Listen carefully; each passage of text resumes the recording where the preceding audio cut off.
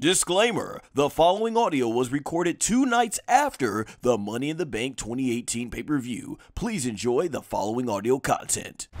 Hey everybody, SONGOSHUAKU'S here, and welcome to this review for WWE Money in the Bank 2018. But first, make sure to hit that subscribe button followed by hitting the notification bell so that way you are notified as soon as my content is released. Live from Allstate Arena in Rosemont, Illinois, built as Chicago because that's what they always do.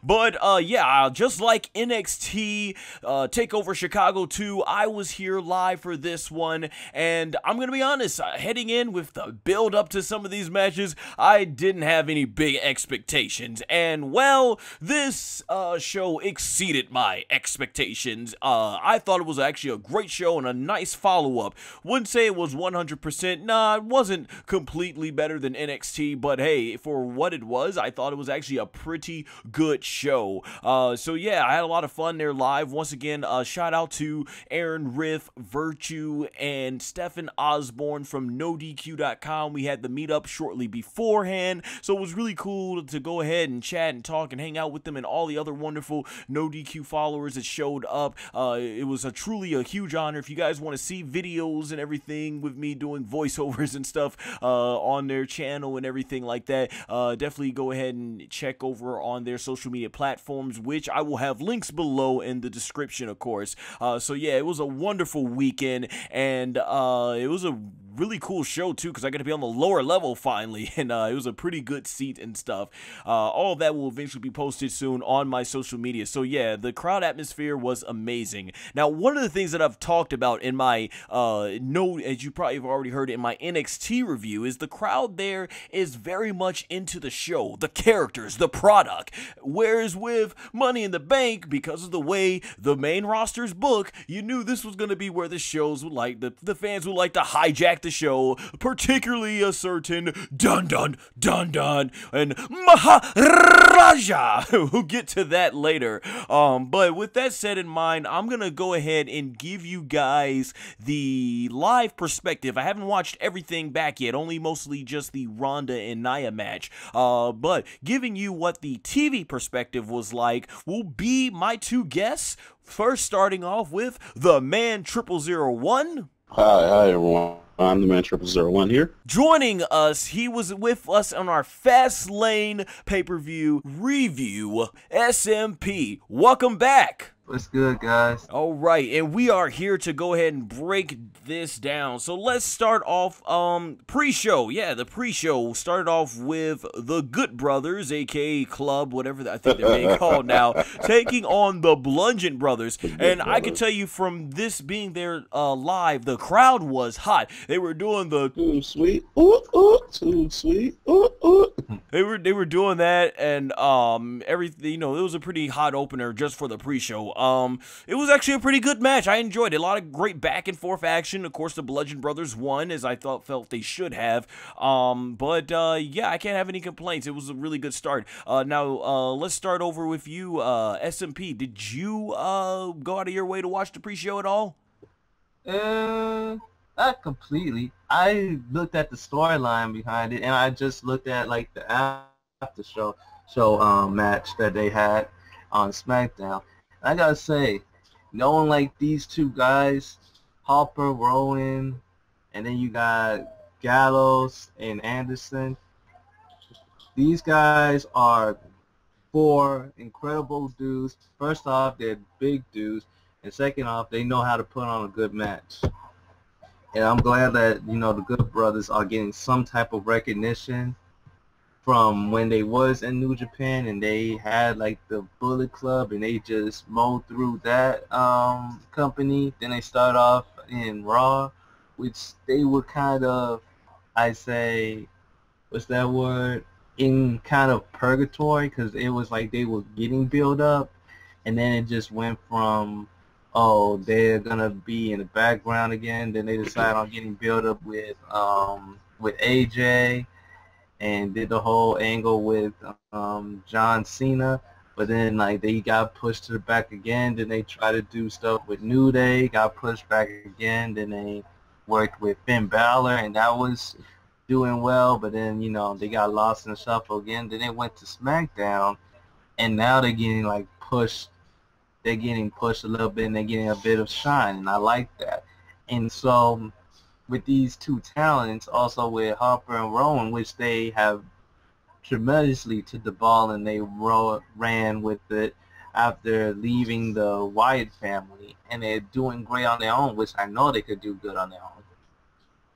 So this match, I believe, was good from what I've seen with the results, and these two competitors are very great competitors, and I hope like they keep on going on. Now I see that Sanity also debuted on SmackDown, and they are doing well, and I know that that type of feud or triple threat feud is going to be a really good storyline and match to see in the future. So yeah.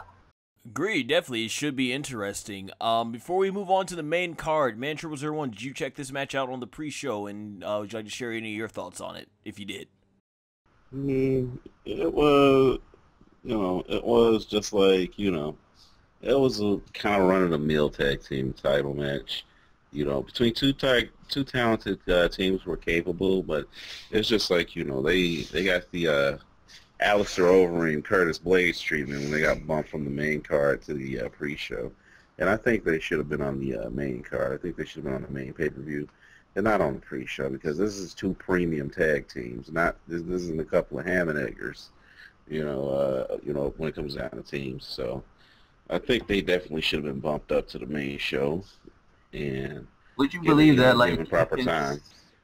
Would you believe if it's a main title card that they should be on like the main show instead of like the pre-show? I mean, if this were the pre-pay-per-view era and we had Sunday Night Heat or something like that, I could understand them being on the main event of like a pre-show, like of the pre-pay-per-view. You know what I mean? They had a few matches on the pre-show, and then they had that. Then I could understand if they main evented that show with the tag titles. But just to have the tag titles on the pre-show, like before the whole pay-per-view begins, it just makes it stand out and stick out like a sore thumb. And I really don't like that. I think that they should put a little bit more emphasis and importance on those kinds of titles and stuff. I definitely agree, for sure. And let's move on to the main roster. So one of the biggest reasons I went to the Money in the Bank pay-per-view, like I said, I wasn't a fan of much of the build-up to this show, but I had never got to witness Daniel Bryan do the yes chant. You see, I was there at Money in the Bank 2011, which this show definitely was still much better than. I saw him win his Money in the Bank, but that was before the yes movement, and then he was kind of still in that heel phase at Extreme Rules 2012, which I was there live. So this was my first time to get to actually be in the crowd experiencing the yes movement with all the fans all around, 14,000 plus, chanting yes, yes, yes, yes. It was an amazing experience, and it's one of the reasons I went, because I wanted to see people like Finn Balor, Bobby Lashley, Samoa Joe, just so many of the wrestlers I haven't been able to see yet in person and perform, and so this is really cool. So we had Big Cass.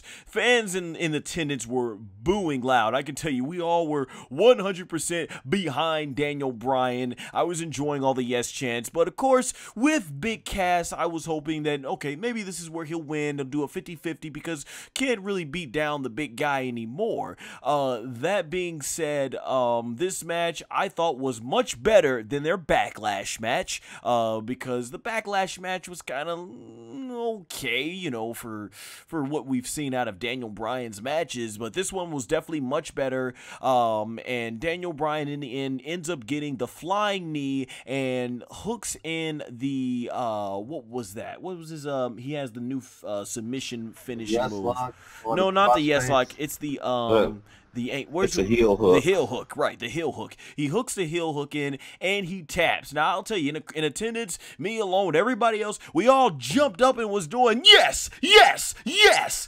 But while I'm in the moment, in my mind, I'm like, what are they doing with Big Cass? Like, man.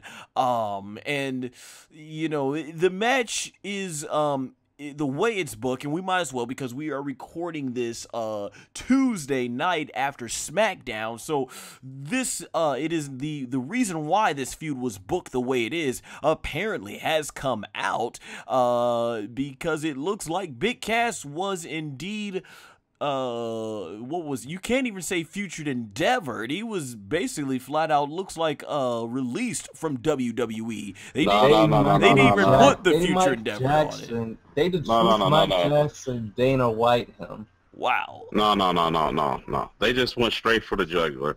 They didn't fire him. They fucking fired him. He got fucking fired. That's just what happened. Straight up, get your shit and get the fuck out of here. Wow. Yeah, it was like crazy. Now, obviously, I know if you feel comfortable, you can go ahead and give your thoughts on what you thought of Big Cass, because I certainly let the audience around me know what you thought, and they were cracking up. You can give us your thoughts on Big Cass and what you thought about the match, especially with the results in a day. As for Big Cass, quiz. This is a quiz. This is a quiz. Go, here we go, here we go. Now, what? Here we go now. Let the audience know, for those for the listeners out there who probably didn't grow up in the Attitude Era, Ruthless Aggression era, or even early PG era. Let them know what that reference is to. It's a reference to see, Big Cass wants to be like Hess so bad, you know. It's obvious. 7 feet. Let's see, big tall guy, check. You know, trying to get in on the box, trying to aggressively push his way up the corporate ladder, check. You know, picking on people smaller than him, double check. You know what I mean? And I'm gonna be honest, I was a fan of Tess. I liked Tess. You know what I mean? Tess was cool. Tess was actually pretty good. Big Cass is a knockoff. So we're going to call him quiz from here on out, you know? And that's what made everyone near me in the audience crack up, and I had to rely that back to the man 0001.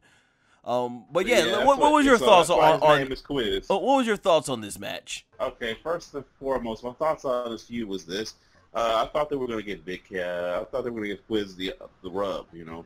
I thought Quiz was finally going to break through and become his own man, but instead he proved otherwise. He proved me wrong in the worst way possible. He proved to me that he was, without a shadow of a doubt, Quiz.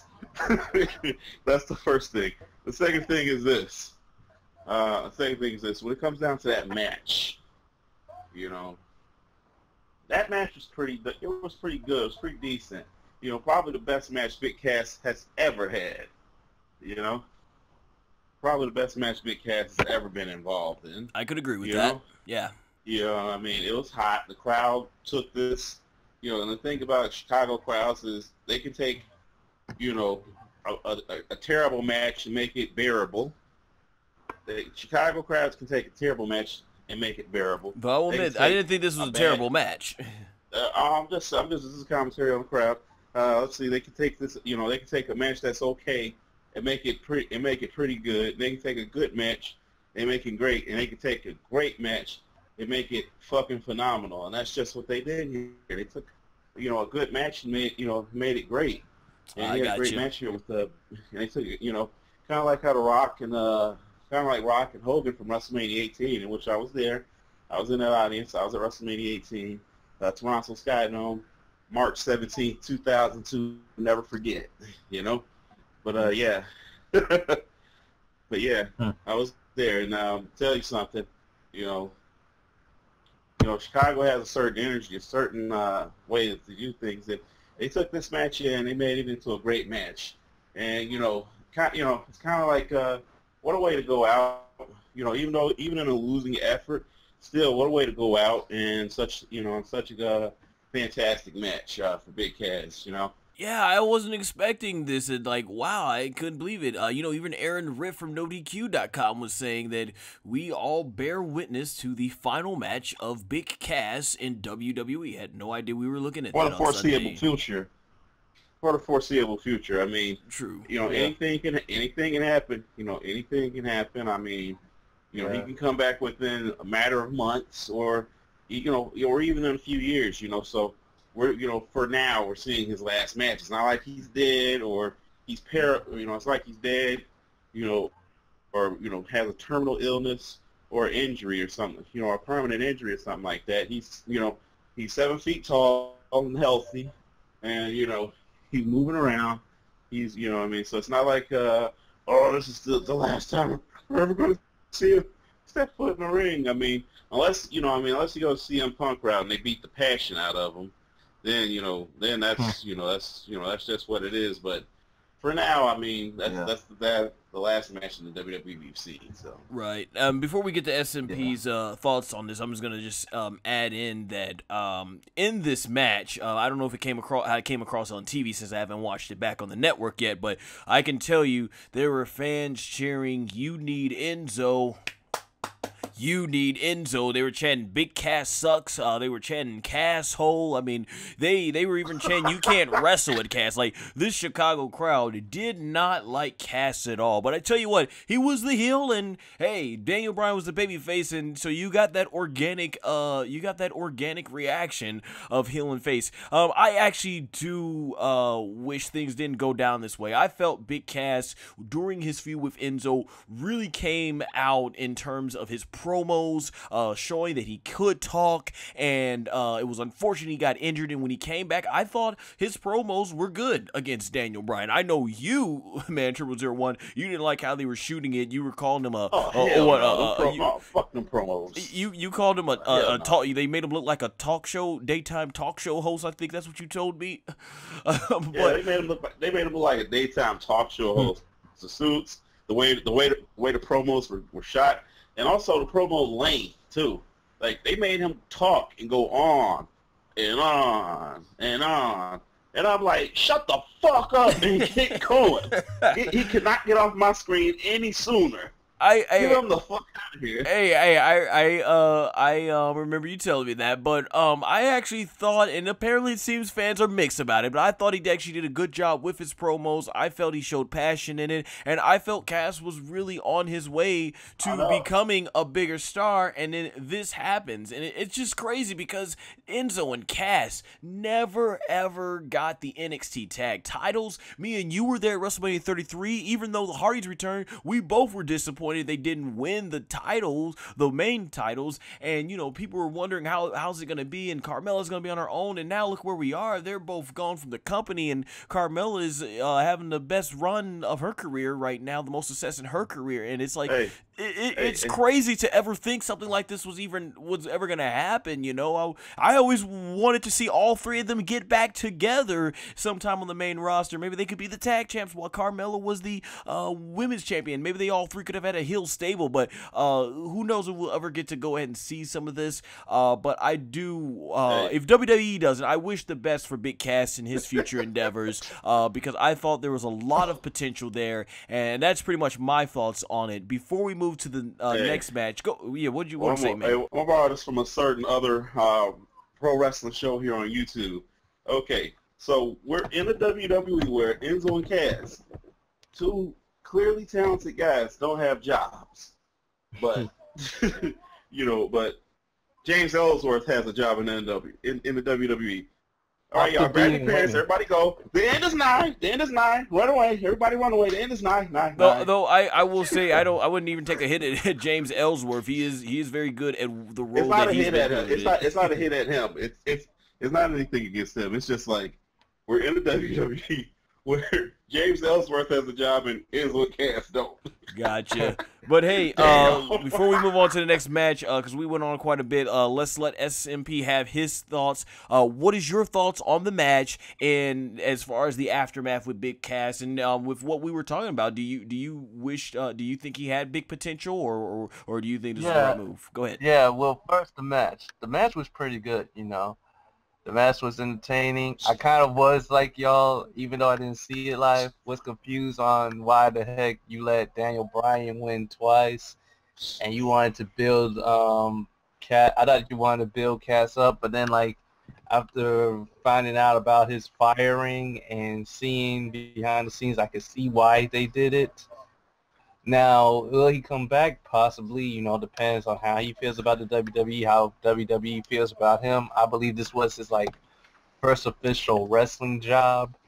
So he probably thought that his shit was a bit bigger than everybody else, but it wasn't. And you know, like with the Roseanne Barr situation, when you're involved in a company, even if you're doing well, if you do something that they don't like, they are not afraid to fire you. Don't think that you're bigger than a company that's not yours. And you know, that's one thing that I will give to anybody, whether you want to be a wrestler, an entertainer, a musician, or you want to do something as simple as be a doctor or a lawyer or something like that. If it's not yours, don't think you're bigger than anybody, because they will check your butt. So if they tell you to do something, the best thing for you to do it. If you don't feel comfortable with you doing it after you talk to management or something and you still have to do it and you still don't feel comfortable, then you leave. But don't think that you're bigger than the company that signs your checks. And that what happened with Big Cass. He thought that he was bigger than the company that signed his checks, and he got punished for it. Now, will he come back? Yeah, he'll probably come back, you know, after he gets his feet wet, after, you know, he builds himself up and get actual experience and know how everything is behind the scenes, because that's what him and Cass both had problem with. It seemed like that they thought they was bigger than what they actually was, and they got checked on it, and that's life. As for the match was pretty good. You know, I wish I was there for the yes chance, but, you know, life happens. And, you know, the feud, you know, his promo skills, you saw him do better. And, yeah, it was all around good in my part, you know. Well said, SMP. Yeah, and I don't want to harper on this too much longer. I'll just get some final thoughts out here. Is that yeah, I don't think we know the official facts of what's released, but that does seem to lie into what SMP was saying. Is that it had to do with Big Cass possibly having a bad attitude. And the issue is going all the way back to where they had the little person impersonating Daniel Bryan, and apparently they just wanted him to kick him down and leave it at that, and he wanted to do he wanted to like hammer the ground and pound on him and stuff, and the officials didn't approve of that, and so he went to Vince McMahon, and Vince McMahon said no, and he still did it anyway. And I believe shout out to Solo Monster, who on his podcast was talking about, I think he said something, I think it may have been correct me if I'm wrong, anybody out there listening, but I think he said Paul Heyman says back when he was in WWE, you gotta pick and choose your battles. Some are worth fighting for, some are not. And he was like, basically, this segment would basically was gonna be a forgettable segment that nobody was gonna even think about. It wasn't worth all this, and exactly. Come on now. It's like, exactly. Yeah, and it said this is possibly what started it and made it all come down to this. Yeah, and I think like he went on the fact that he was like 7 feet tall and they was pushing him, that he thought that he had it like that, like his presence was like that, where he could freaking question the writers and the people behind the stage. Now, a lot of big name people have done this, but they have done it right, and they lived up to a point where they could like probably tweak up a little bit of the writing. But they were vets, and they've been in the business, and they know which buttons to push. Cass is still fairly new, so he didn't know what buttons he should push and what buttons he could push. And Vince McMahon is getting older, and if you know anything about older people, their patience runs thin. Yeah, that seems like you can watch the podcast with Steve Austin. O'Neil. Yeah, I mean, you saw what happened with Titus O'Neil and what happened with that situation. So, like I said again, you're a new guy. You just got out of surgery. You're a new guy. You just got out of surgery. You're still building a name for yourself. And you know, Chicago crowd, they always tell us it like it is. That's why they were saying you need Enzo.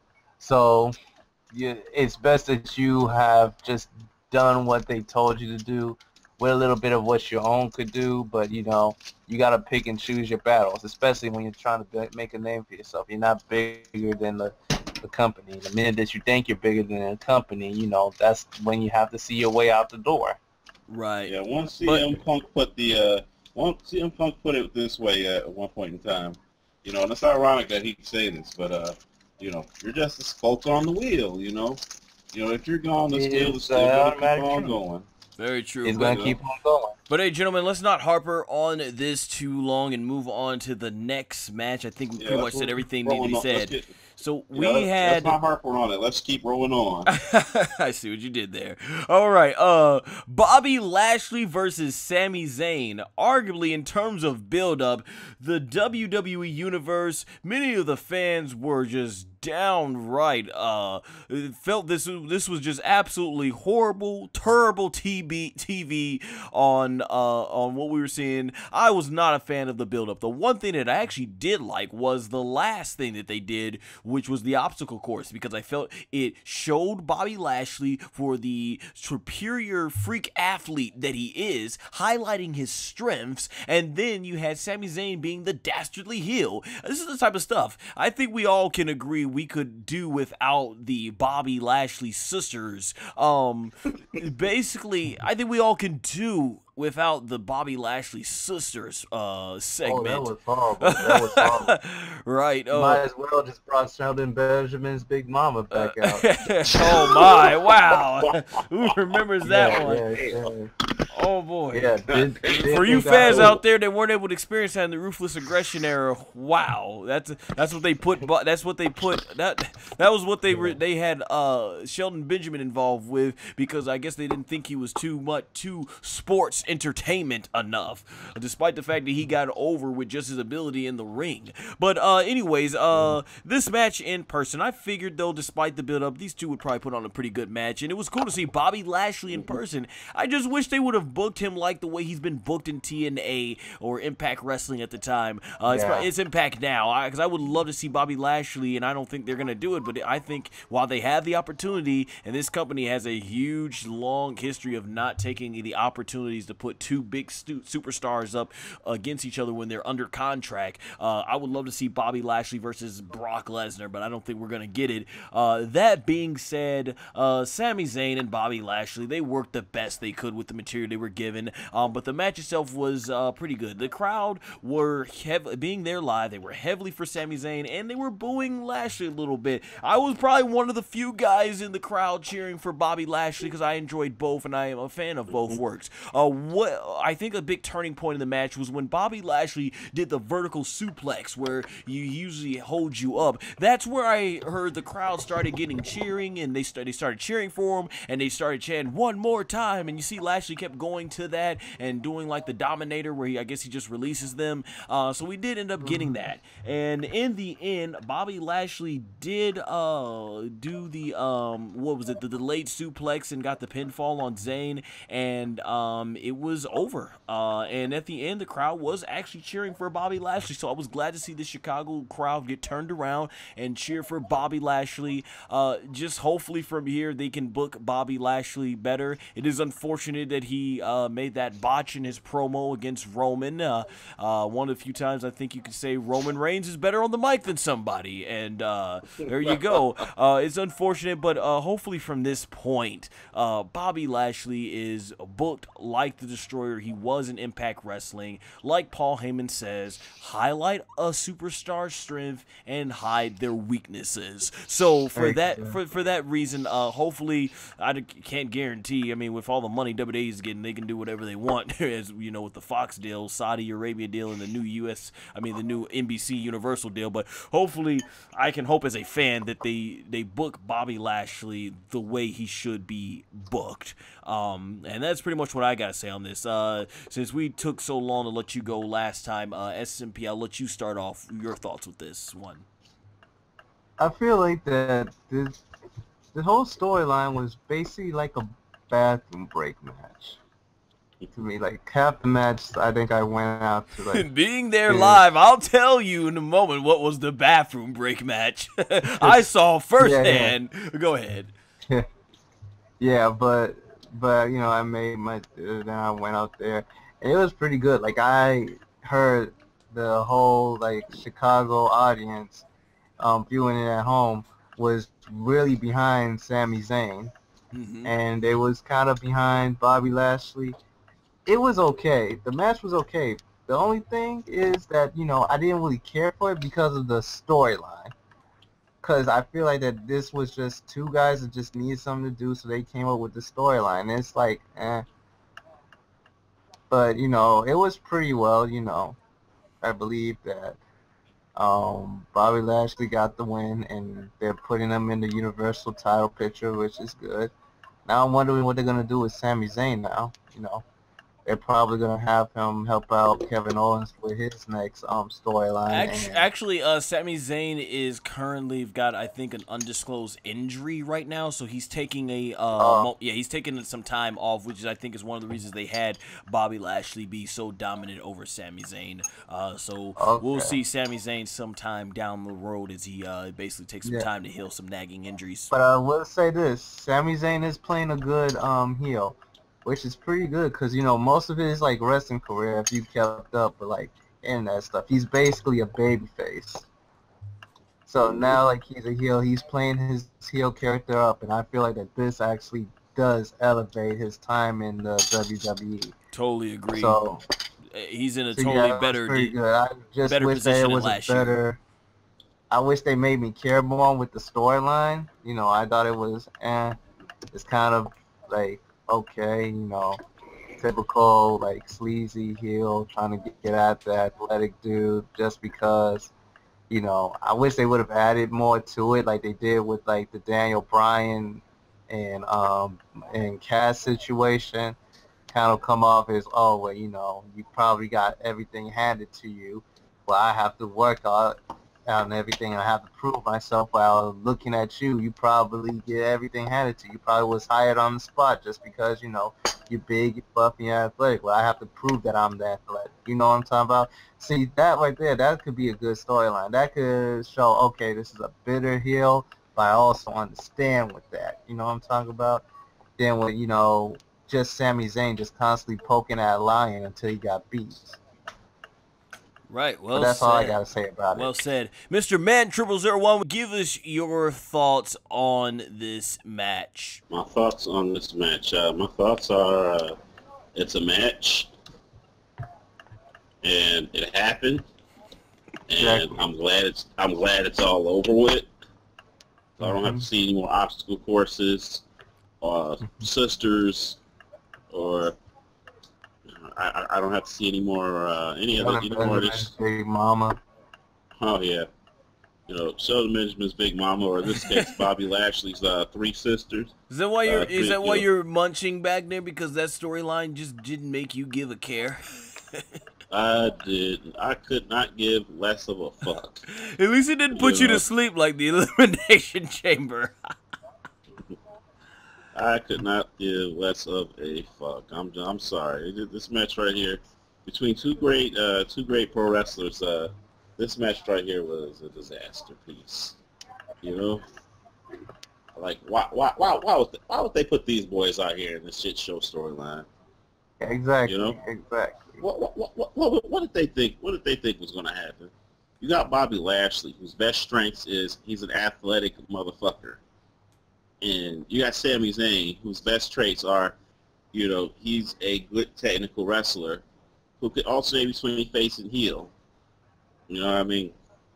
The only good thing they did here was they made Sami Zayn look like even more of a smarmy heel. You know, even if he did get beat down, because this right here was a beatdown. This was Mike Jackson versus CM Punk type beatdown. You know? It was long. It was drawn out. It lasted longer than it needed to. You know, and I wish it was over with as soon as possible. Yeah, exactly. As soon as possible. And that's the whole build-up of this pay-per-view. I wish that it was pretty good. I can't believe that this whole build-up throughout the whole pay-per-view, I did not care about most of these matches until I actually saw it. Yeah, WWE has Yeah. a habit of doing that where Yeah. they'll build up low expectations with their TV shows, and then when you get to the pay-per-view, the talent delivers in really good matches, and if the booking is decent to good, hey, Kind of like you get a good show. You kind know? of like a reverse attitude era where they over deliver on television and then under deliver on pay-per-view. A lot of people definitely would say that about some of those matches back then. Exactly. But hey, let's Yeah, move but, on to the match that was heavily featured because it's in the name of the pay-per-view. And let's start off with what is the third ever women's Money in the Bank ladder match. This featured Lana against Naomi versus Alexa Bliss versus Woo! And there was a lot of woos at the show live. Charlotte Flair, Ember Moon, Becky Lynch, Naomi, and Sasha Banks. And right off the bat, I'm going to let you guys know, I thought this match was, out of the 3 Money in the Bank women's matches we've seen, I thought this was easily the best. These women went out here and killed themselves.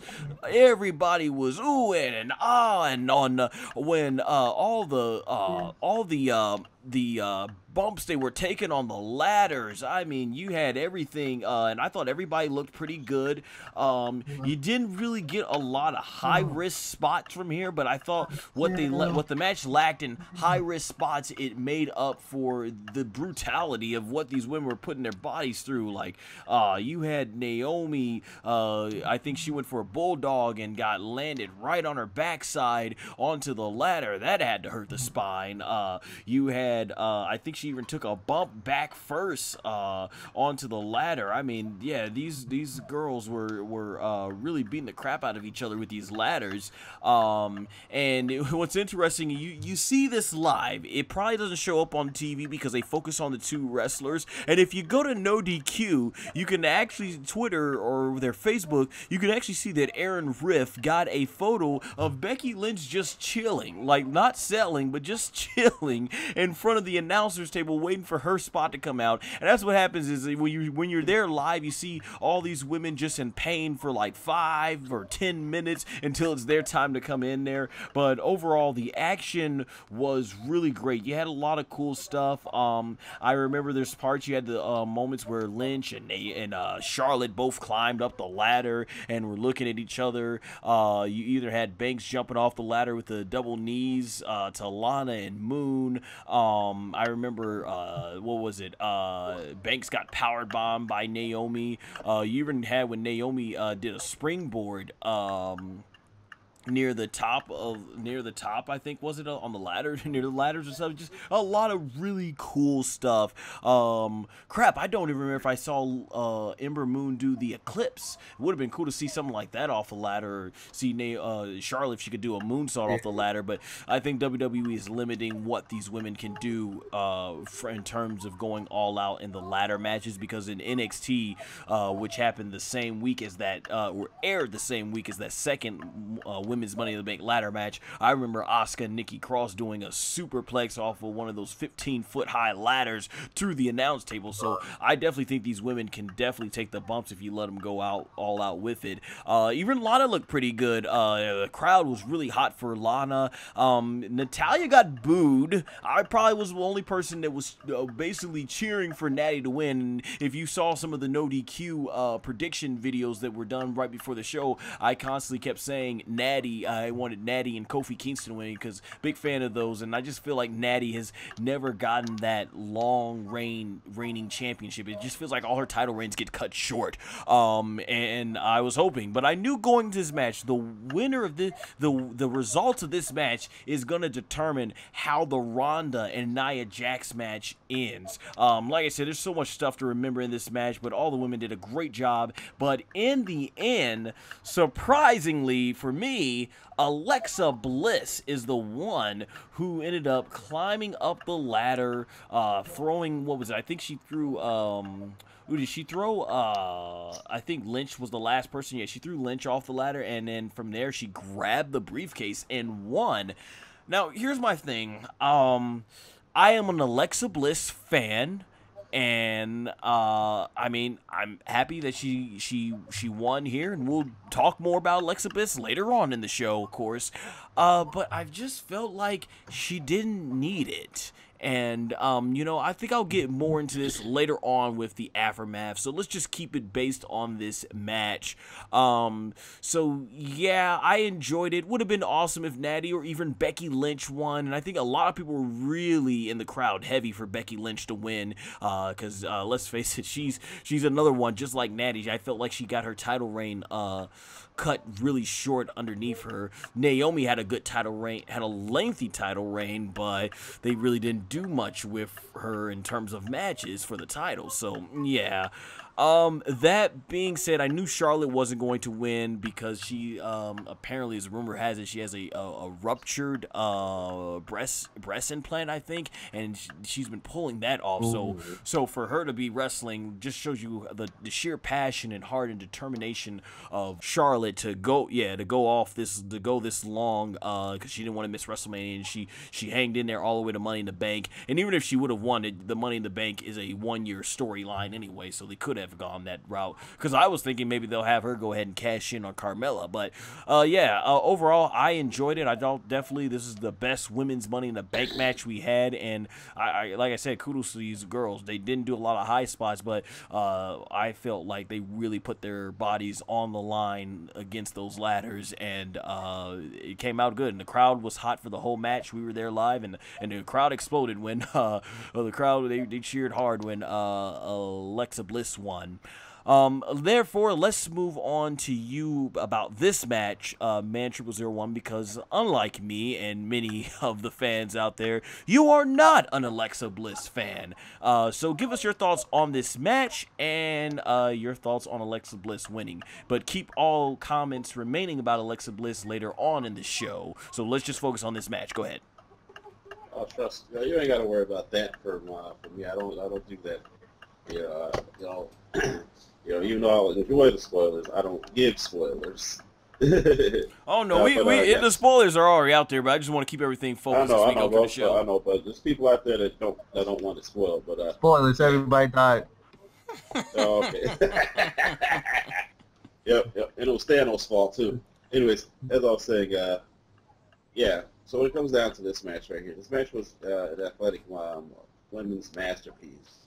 This right here is something that shows us how far women's wrestling has come. This right here shows me exactly what I've thought all along about women's wrestling, and how far they've come. And now now they're on par with the men when it comes down to it. I mean, I still feel like they're behind, quite some years. I mean, I feel like they're quite behind quite some years, but at the same time, I think they're catching up rather quickly. It's kind of like in MMA when they allow women to do MMA.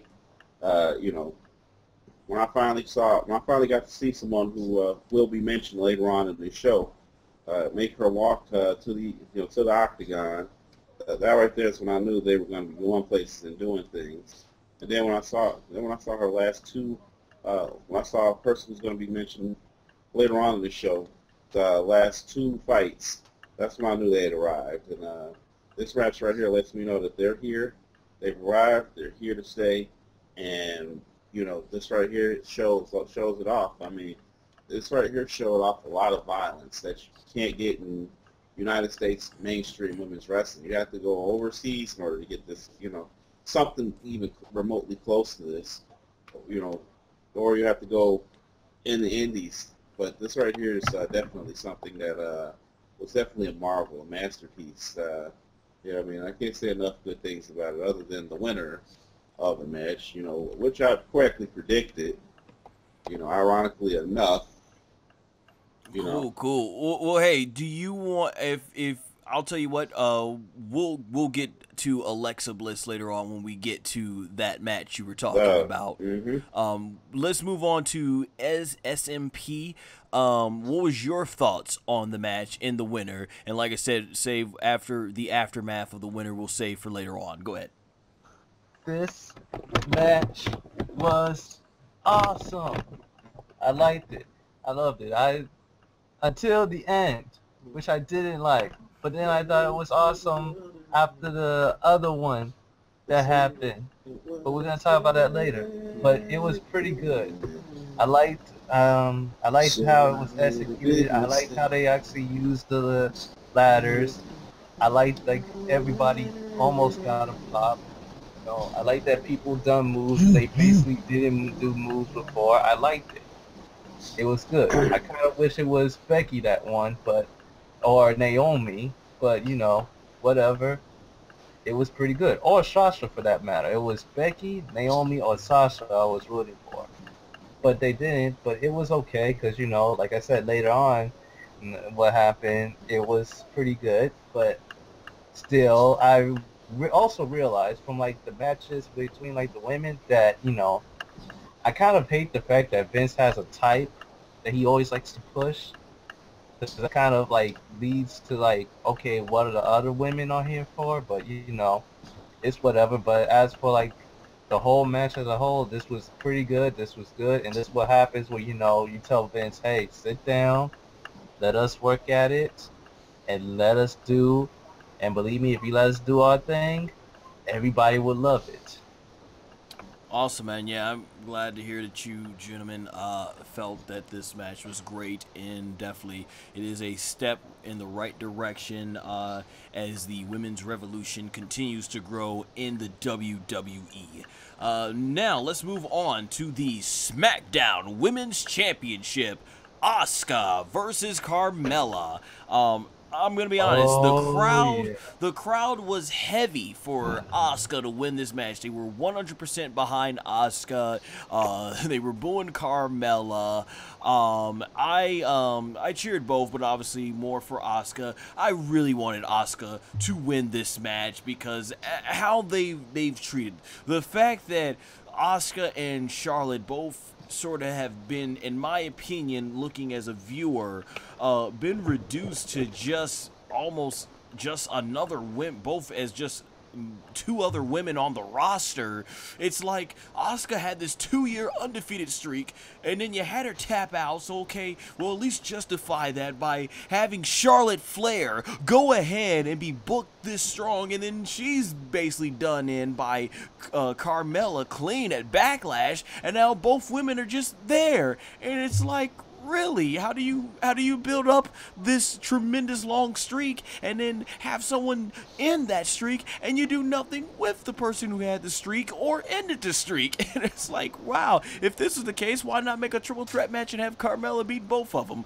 But other than that, I was glad that they put Asuka in this match, and I was really hoping that this would be Asuka, but of course I was going in with the expectations of the show shaking my head. So the match itself was more competitive with Carmella and Asuka, and I could tell you every time Carmella screamed, the crowd would boo. You could hear her screams. Like, I was probably about a good maybe 45 feet away from the ring. You could hear the screams definitely echo all through the Allstate Arena. And of course you had where it looked like Asuka was going to win the match, and then the rumors that we had been hearing all weekend long, someone out of nowhere appears in Asuka's outfit, and most of the crowd didn't know. I know in my section I was the first one to jump up, and I was yelling out, Ellsworth, Ellsworth, and dude, I could guarantee you most of the people after they started recognizing, everyone started chanting Ellsworth, Ellsworth. So the thing about this finish, it made, I felt, Asuka look like it was like she was making a dumb decision in terms of just looking at whoever at the time this person is in her outfit, and it's like you have her beat, pin her. It's like when Sting debuted, they could have easily got the 3 seconds. It's that logic in WWE and wrestling. Like, you guys know, every time someone comes out and the music hits, the wrestler has to sit there in awe because they can't do anything, and the referee's in awe.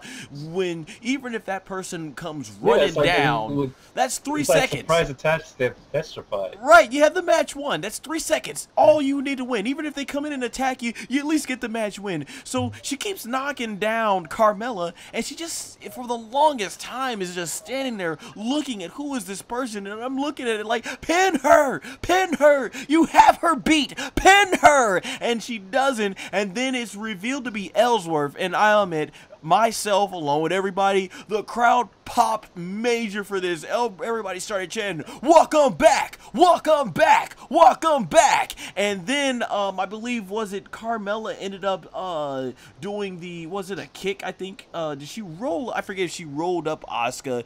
I think she did. Yeah, she did a kick to Asuka and pinned her 1, 2, 3, and everybody was celebrating because everybody was so happy to see James Ellsworth. Even after the show, when after the Paige incident happened, I was actually on the other side of the car, seeing when Paige was leaving, and then you see Naomi passing by, Ellsworth car passed by, and the crowd basically went ahead and they were chanting welcome back, even at the show, and everything like that. So with that said, even though I am not a fan of how they had Asuka sit there for the longest time, and it's another loss on Asuka, I actually am okay with the finish regardless of other than those, I'm okay with the finish because bringing James Ellsworth back, I didn't think there was a reason to get rid of him in the first place. As I alluded to earlier to the man 0001, James Ellsworth is very good at the role that he plays, and I feel like him being back with Carmella, and there's genuine friendship there. I've heard the interviews where Ellsworth says Carmella, long after he was released from WWE, she was a good friend to him and would text him all the time and tell him that it's not his fault and everything. So they definitely have grown to have a close friendship, and when you have good friendships, that tends to oh my gosh, the man 0001, come on now, Ellsworth is What's wrong? I know why he's laughing. Anyone knows man 0001 know why he's laughing. But no, this friendship here is basically just like genuine, from my understanding, man 0001. But other than that, but the thing is, what I'm saying is, when you're good friends, you know, that tends to translate on screen with a lot of great chemistry, and I feel like having Ellsworth back to sort of be Carmella's manager or whatever, hype man or whatever, I feel like adds a whole new, I'm okay now if they're going to give Carmella a lengthy reign as champion, because I definitely think the chemistry between her and Ellsworth will definitely help in terms of the storylines moving forward. So yeah, I'm actually excited to see where they go with Carmella, if they're going to indeed be putting on her lengthy title reign. But Asuka, man, I just don't know, man.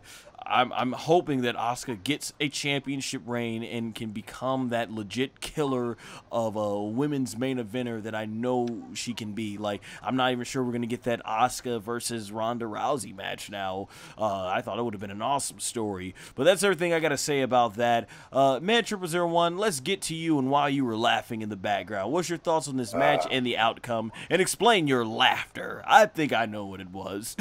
But go ahead. My laughter. Let's see.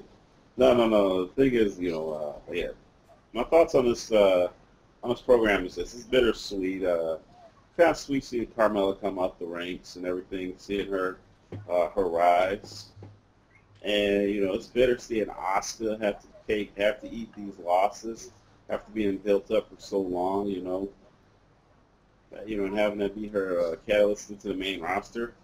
And, but it's also pretty sweet seeing Mr. Ellsworth come back. I mean, for like the last, all right, there's something that really upset me last year when they released him.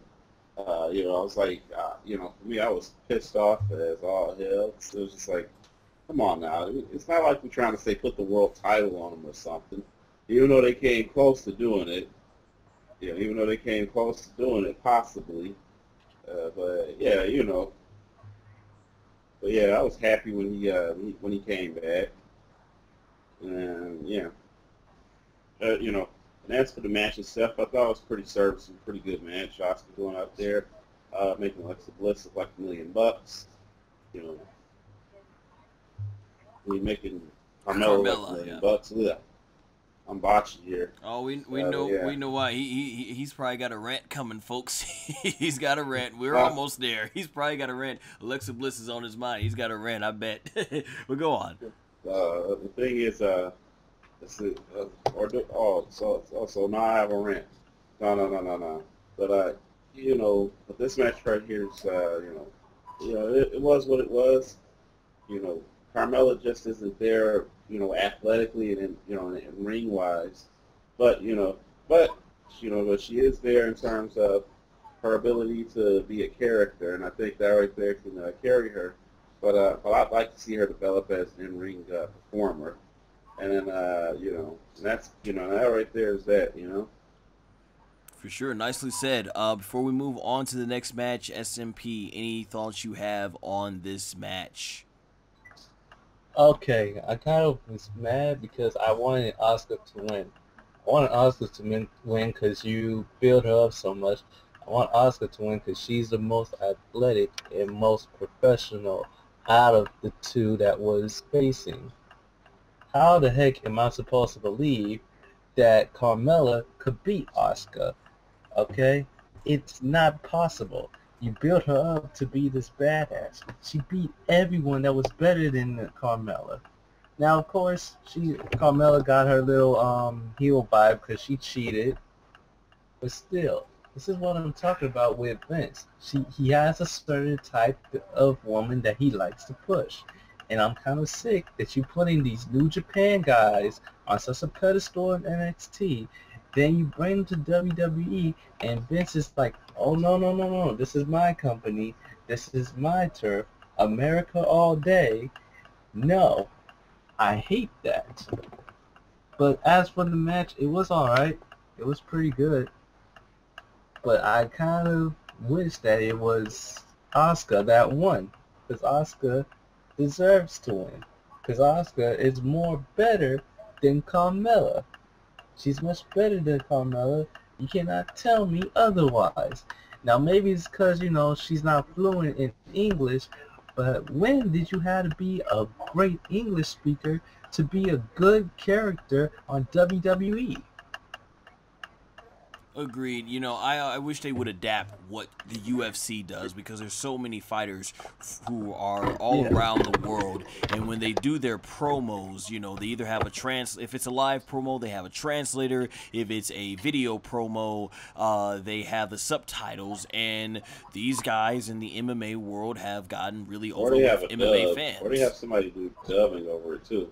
You don't even, if it's that problem, then, make her a Paul Heyman girl and have Paul Heyman come out and promote Asuka. Well, as the reports go, they say Vince McMahon feels that that's too old school wrestling, which is why they got rid of old school wrestling. Yeah, which is why they got rid of Paul Ellering from what's it called, Authors of Pain. So the pretty blonde isn't old school, but. Hey, I agree, man. Some of the stuff that worked in the old school can definitely still work.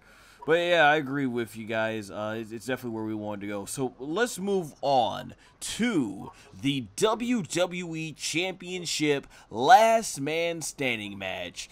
AJ Styles versus Shinsuke Nakamura. I can tell you guys, all through the match, the crowd was hot in the Allstate Arena for this one. We were chanting Nakamura, AJ Styles. The guy in my section, he ended up getting both these guys chants. I mean, it was a phenomenal, no pun intended, it was a phenomenal crowd reaction to this, and I definitely felt that after this match, this was hands down the best match these two have had in the WWE, and in overall their series of matches, I would say the second best match.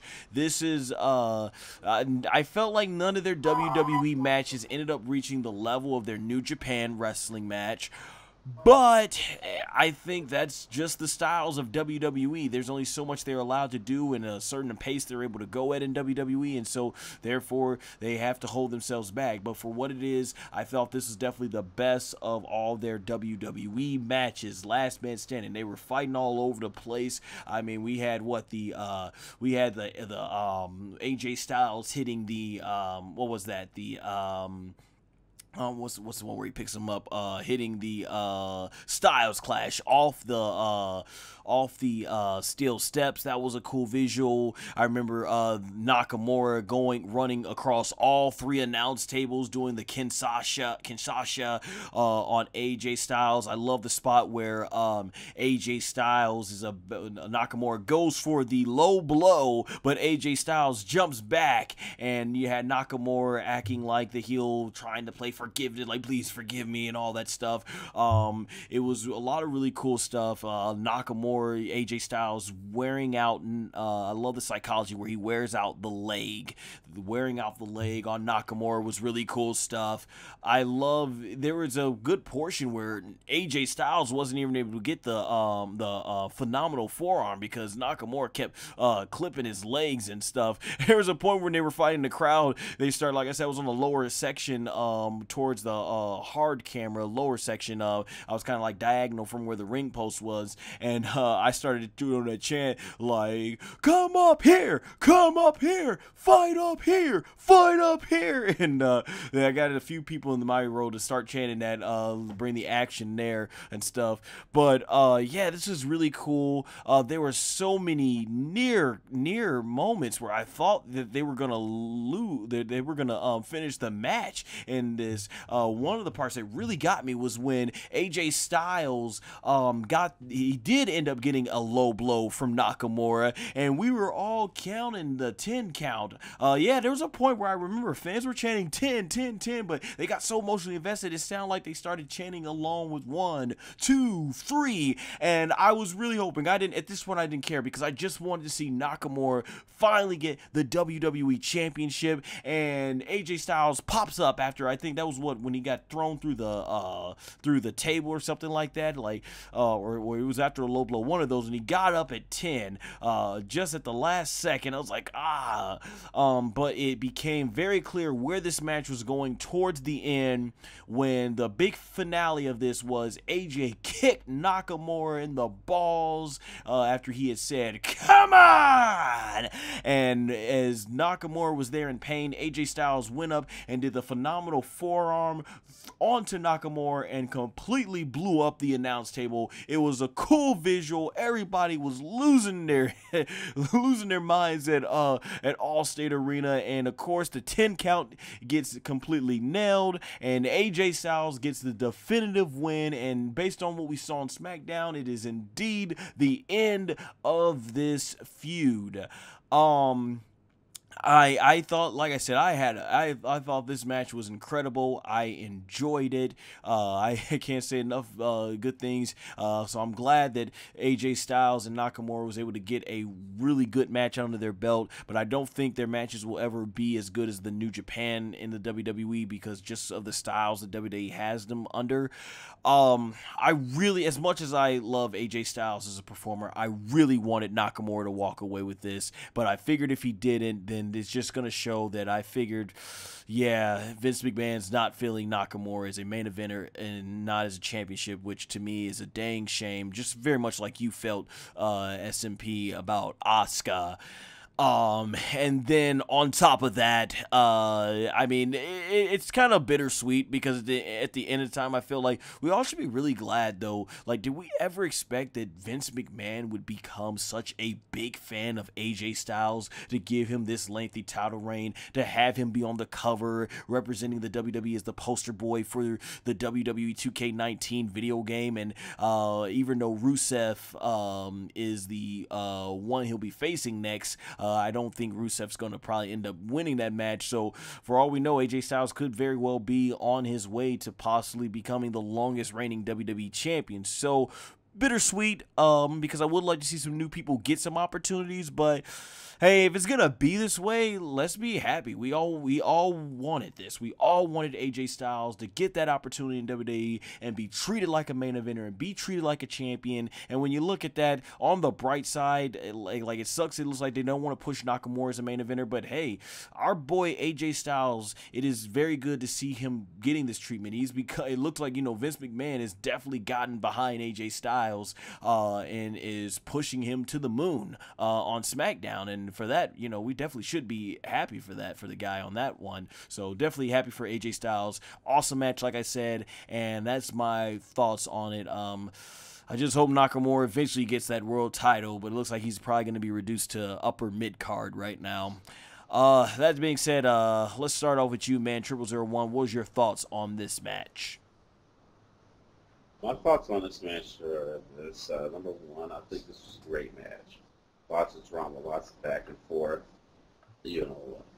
Just trying to get this, just trying to put this together. It was amazing. It's their best WWE match. I mean, and it showed off what they could do. This already showed off what they could do if given the right characters and the right storylines. And, this right here is the narrative of what a WWE Championship match should be. It's a shame that this didn't main event the evening, but this right here definitely showed us what a WWE Championship match should be. What WWE characters and everything else should be. This right here is the embodiment of it. The match itself is filled with a lot of drama. I heard the crowd count along with it. This right here was amazing. AJ Styles definitely disintegrated that table. Man, I just can't say enough good things about this match. Definitely. It was amazing. You guys check it out for sure. SMP, what was your thoughts on this match? What my thoughts about the match? The match was really good. It was brutal. It told a story. These two are very good workers, and they're very good workers together. They was good enemies too. Now, like I said, I was disappointed that Nakamura didn't win, but we kind of seen it because you kind of tell from like the aftermath of what happens before the pay-per-view in the show. But it was very good. I still, like I said, I wish that Vince treat these New Japan guys with a little bit more respect and give them the rub, but he has a certain type. And to answer your question, did I expect AJ Styles to be up the way that he is? Kind of, yeah. I do. Just because of how he was carried in TNA/Impact.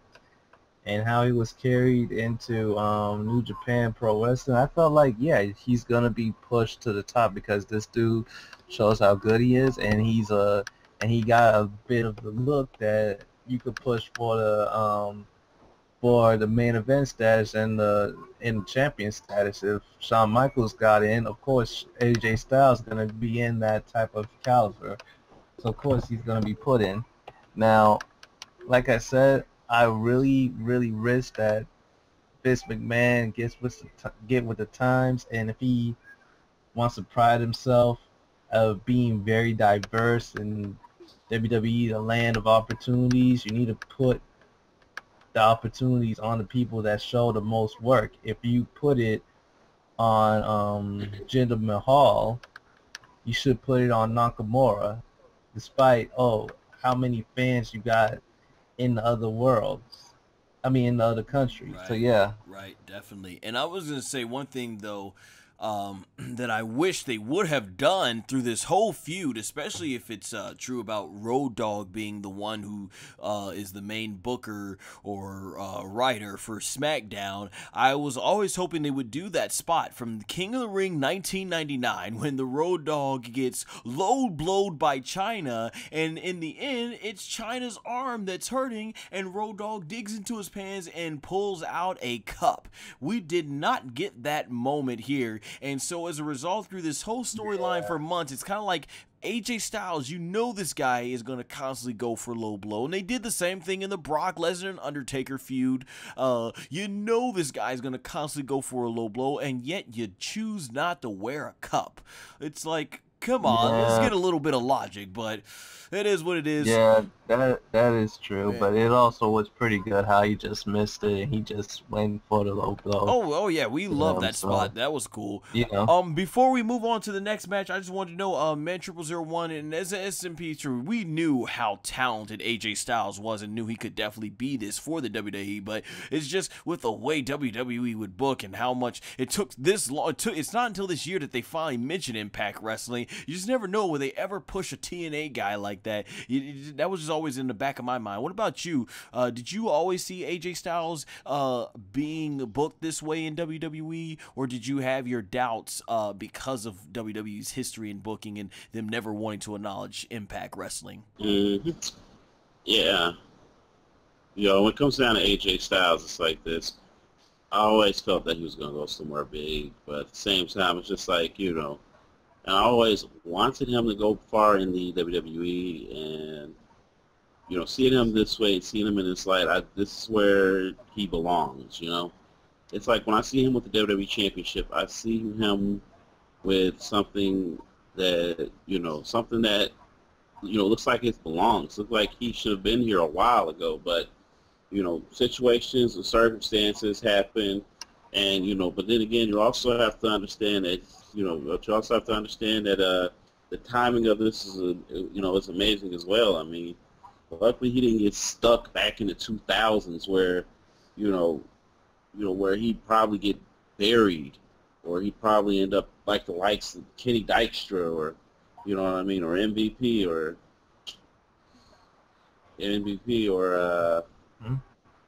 Mr. Kennedy, end up, getting really far, making up the corporate ladder, doing real well and everything, only to get buried because, there's a glass ceiling on you.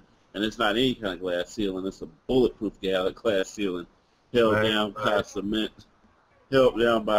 brick, exterior on top of that ceiling. So, but yeah, luckily he didn't get buried back in those times. Luckily he didn't get buried in the early 2010, early 2010s, 2010s, with that kind of BS that was going on there. You know what I'm saying? Oh yeah, dude. Ended up with the Zack Ryder Zack Ryder treatment, getting punished because I don't know, he got himself over. I agree, dude. You know what I mean? Yeah, the time. I don't think that Zack Ryder got punished. I think it was just in both hands. Like the Riders just got lazy and didn't know what to do with him, and then he didn't really know how to completely push himself, and then WWE took his platform to YouTube, and all the other superstars, they decide on just sucking it dry to the point that there's no need for another Long Island Iced Tea True Stories type of stuff now. So yeah.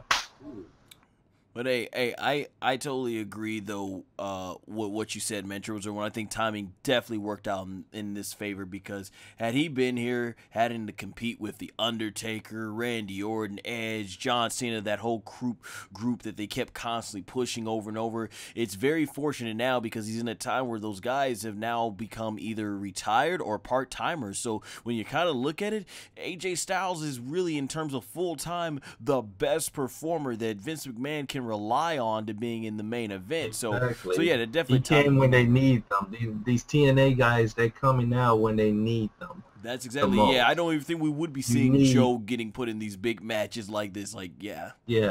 So, but yeah, it's definitely comes down to time. I can't, you know what I mean? Because luckily he didn't get caught up in some of those ruthless aggression era storylines there. Just think about it like this, for how bad we talk about that Claire Lynch storyline, it could have been 1,000 times worse.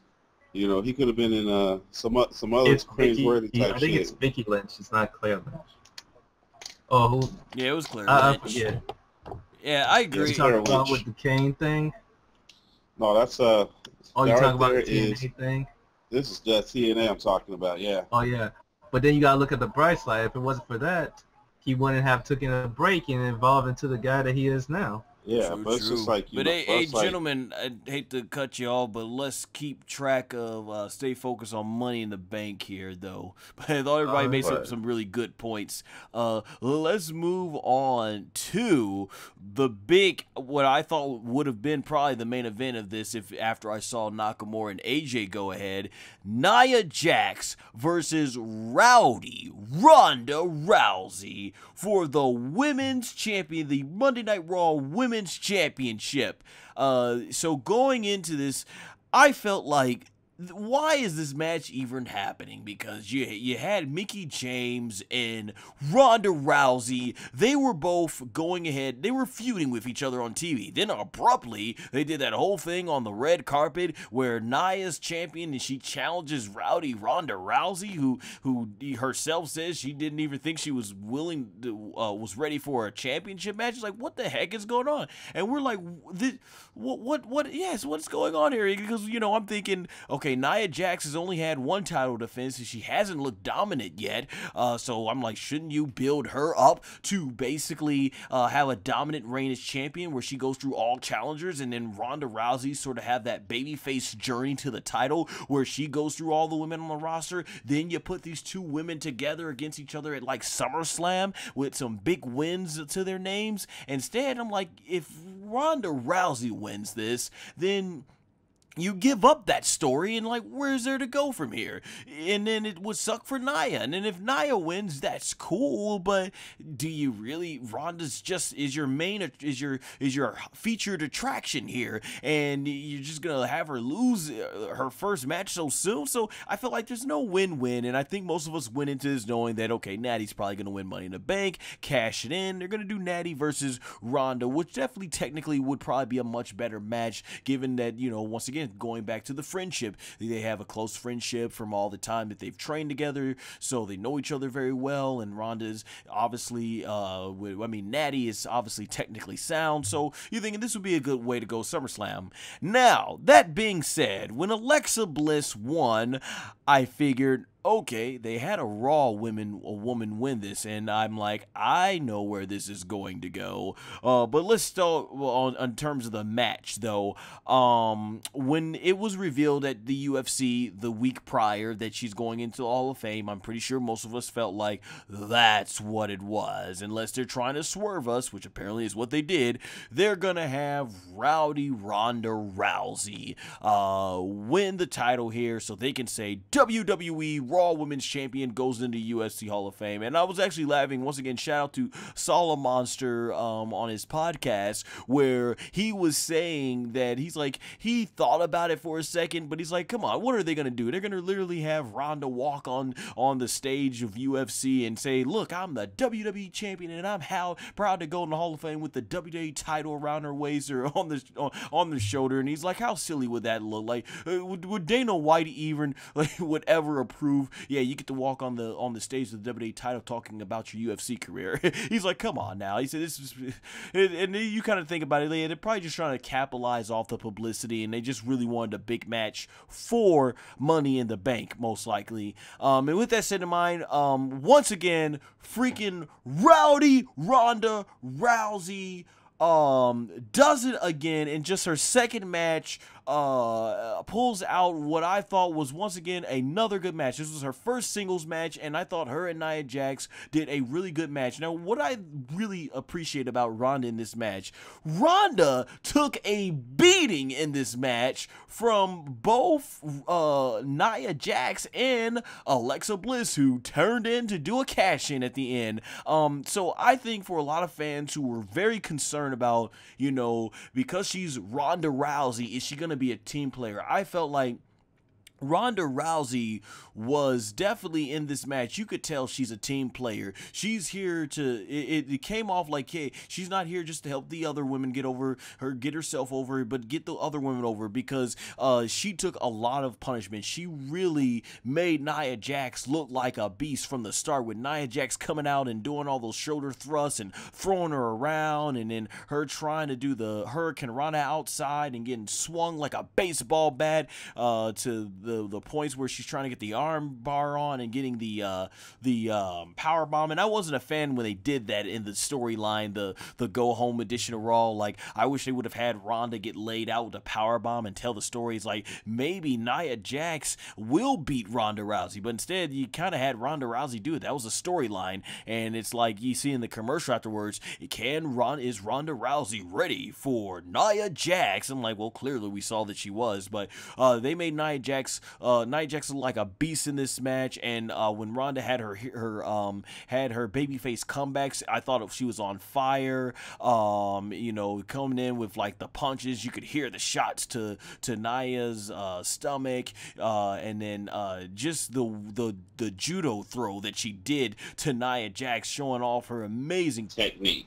Judo doesn't use power; it uses technique. Yeah, I have heard. Yeah, it's the when you throw them, you're using your opponent's momentum. But I know on commentary they were talking about the power of Ronda Rousey there. But that said, though, man, I thought the match was good. Ronda Rousey had a good showing. You could tell in certain parts that you could tell where Ronda Rousey is still learning her way. But to be honest, like for her, this be her second match. Ronda Rousey is learning quickly. She definitely reminds me of Kurt Angle. She is picking up the business, and you can definitely tell this is something she is passionate about, and she's not just like I said, some celebrity coming in and try and just basically put herself over. And I thought she was definitely very just once again the amount of punishment she took from Nia Jax and Alexa Bliss toward the end. And of course at the end, Ronda Rousey's about to go ahead and get the arm bar, nearly making Nia tap out. Alexa Bliss interferes, just beats the crap out of Ronda's back with those with the briefcase, and beats the crap out of Nia's arm with the briefcase. So playing up the storyline that okay, Nia would rip Alexa apart here, but her arm's been damaged by Ronda Rousey, and of course she gets the Twisted Bliss and gets the championship to what got a huge pop there. Fans were cheering, cash it in, cash it in, cash it in, and she, after the Twisted Bliss, Alexa Bliss walks away as a 5-time overall women's champion, and what makes for her 3rd Raw Women's Championship. So Alexa Bliss is once again back on the mountaintop. So clearly, just like AJ Styles, Alexa Bliss has really truly impressed the WWE officials, Vince McMahon, the powers that be, because at this point it feels like Alexa Bliss in the past couple of years has gotten booked better than all 4 horsewomen now. They're getting booked. She's getting booked better than all 4 of them now.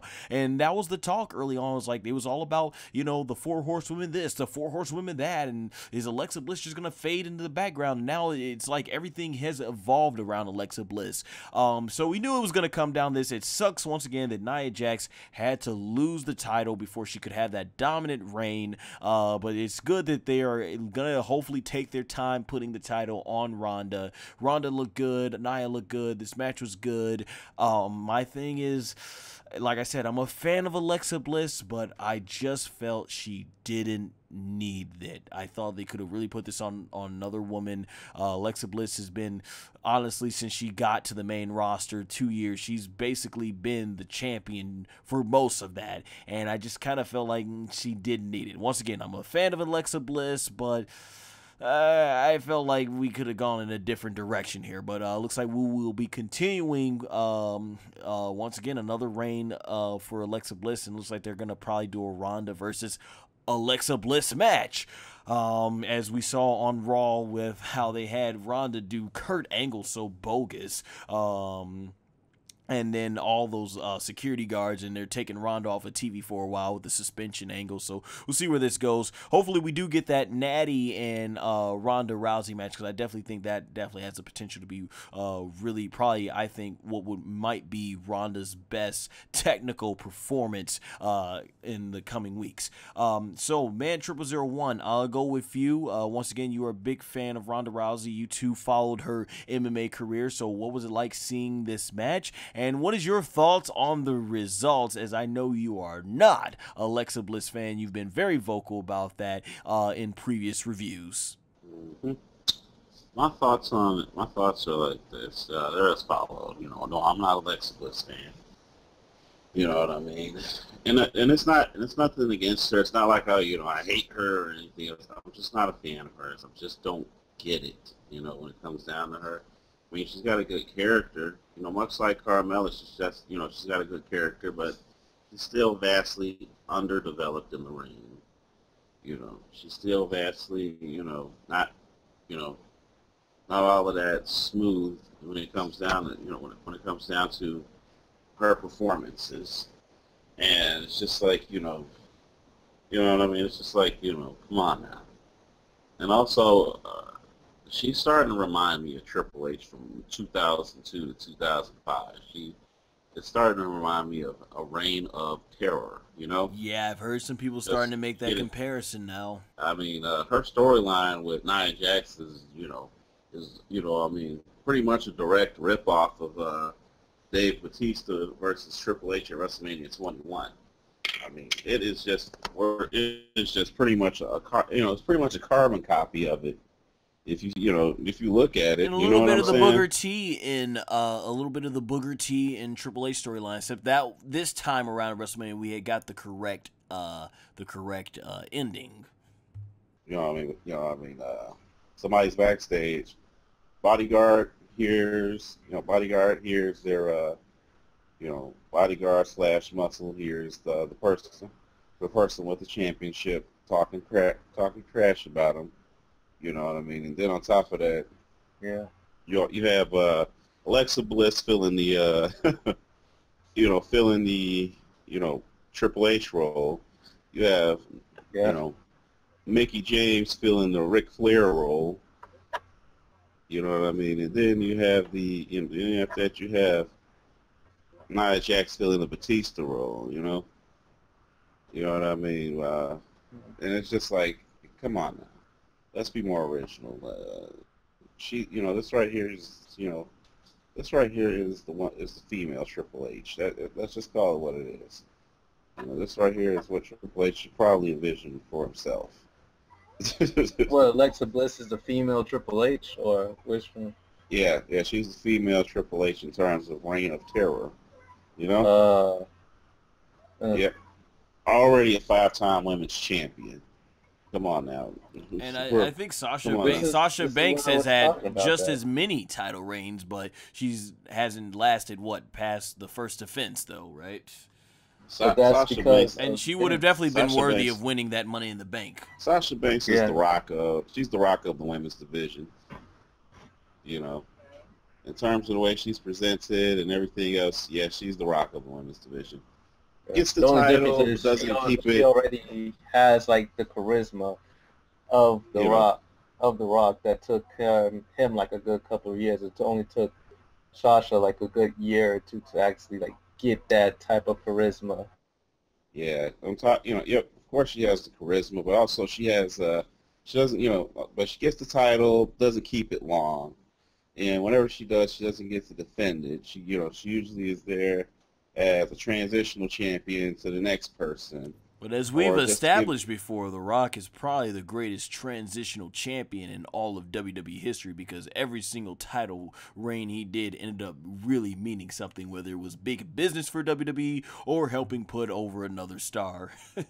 I wish Sasha Banks was booked better. And this feud with Bayley, oh my gosh, you talk about dragging your feet. It's been half a year since they started having the tension between Bayley and Sasha, and we still haven't. They're still back to where they started, man.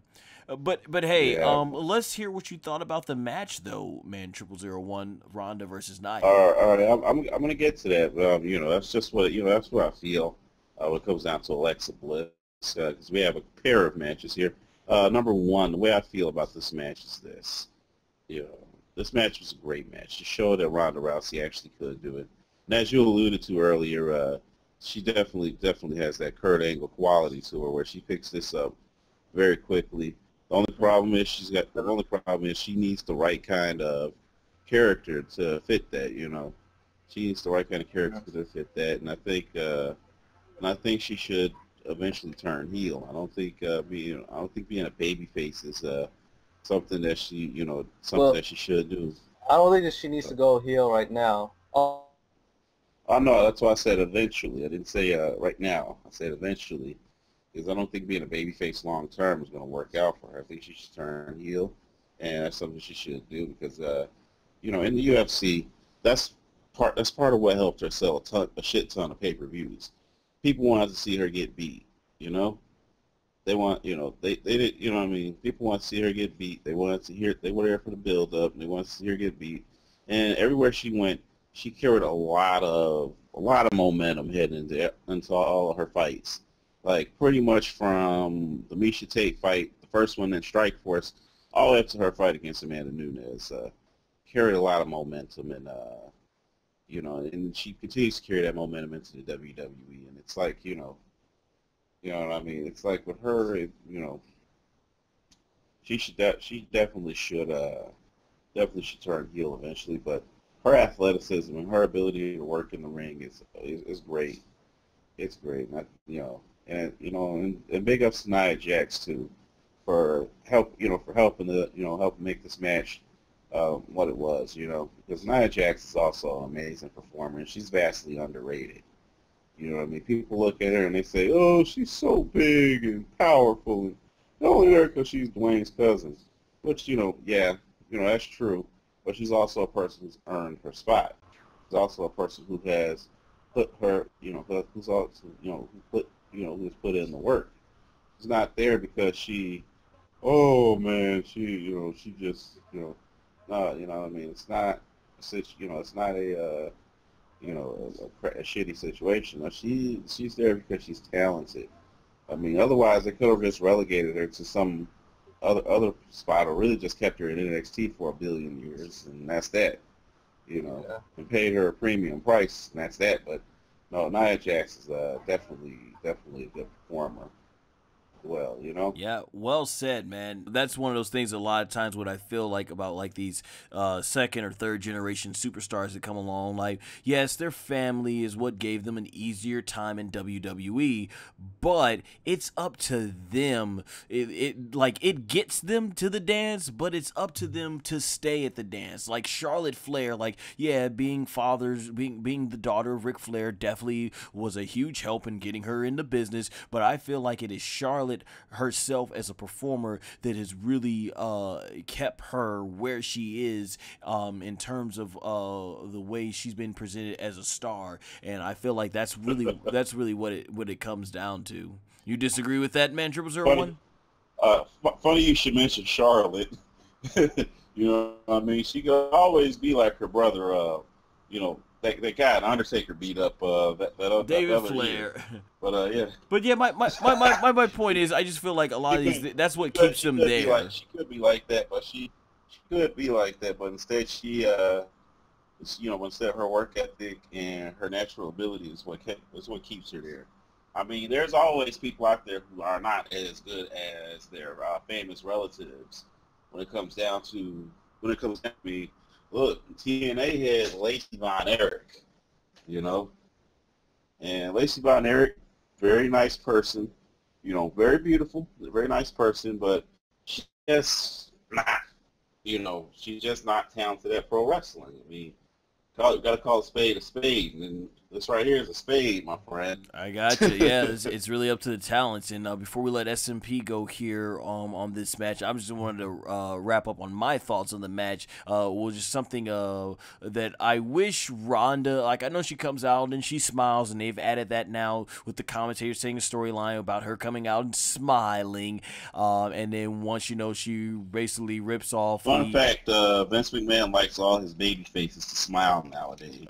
I think we can definitely see it on the product. And she comes out smiling, but as soon as she takes off the mini kilt and the leather jacket, she's all business. But for a big fight feel, one of the things you loved about, at least I know many of us loved about the Ronda Rousey fights in UFC, when she would just come out with that BMF walk and that skull on her face. I remember Steve Austin, that was one of his favorite matches, favorite parts of the pre-fights when before the fight even got started. So I really hope we get to that eventually in WWE, where she just comes out walking like that and everything, like she's just ready to come and just beat this person down bad. So I hope we see that eventually from Ronda, and I think that's pretty much all I wanted to say. So before we move to the main event, SMP, anything you like to add on with what me and the man 0001 have said about this match, and what is your thoughts too, both on the match and Alexa Bliss getting the title? Yeah, I wanted to say my opinion. Sorry if I go in and out. The Wi-Fi was kind of ridiculous. But what I wanted to say was I kind of liked the match. The match was amazing. It was good. And that Ronda Rousey is made for this business. She's shown her love for it, and she's shown that she can be humble towards herself of it. So anybody that thinks that anything's handed to her, no, she really is working hard to try to get to where she needs to be. Of course, you know, she got the title shot because, you know, WWE wants to, like, get all the publicity they can on her ever since she was announced, like, she was in the Hall of Fame. But to come in, I would say that, you know, of course, with Alexa Bliss winning, like, the suitcase, I kind of disliked it because she already had the belt. She don't really need it. But as for, like, storyline goes, everybody would want to see, like, Alexa Bliss get beaten up more than Sasha Banks. But of course, the inevitable will come around where Sasha and Ronda Rousey would have to face each other. But yeah, I feel like that that Ronda Rousey is doing well. Now, as for her turning heel, I say not yet because everybody's still behind her. And the fact that she's still working up her promo, she's still trying to work on her promo, she's still trying to work on a lot of stuff. You don't want to, like, get too ahead of yourself on that one. I say, you know, let her get her, like, get a couple bruises on her, let her get her wrestling boots a bit dirty before we go into, like, switching up her character right away. Because nobody's going to cheer for Alexa Bliss just yet.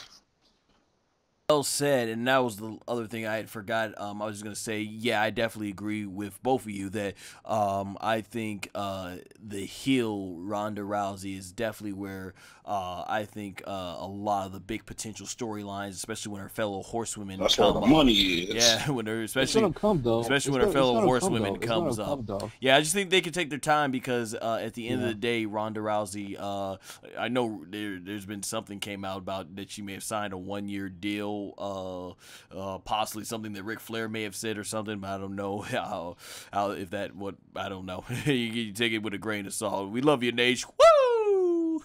Yeah, but she might get more deals and stuff. Right now, you know, she just got in, so I know wanna, like, she signed a multi-year deal. water. That's what was stated on ESPN. But let's wrap up, gentlemen, with the main event, the men's Money in the Bank ladder match. Basically, Samoa Joe versus Kevin Owens versus Bobby Roode versus Braun Strowman versus The Miz versus Rusev versus Finn Balor versus Kofi Kingston. Man, I tell you, the crowd was hot for this match as well. They were really hot for Kofi. As you guys know, I wanted Kofi Kingston to finally win because I've been waiting over 10 years now, or it seems like 10 years for him to get this opportunity. And so, yeah, the crowd was really hot at the start of this match. Everybody was chanting, Kofi, Kofi, Kofi. Now, let's talk about one of the hilarious parts of this match is eventually it gets early in the match. Everybody starts ganging up on Braun Strowman.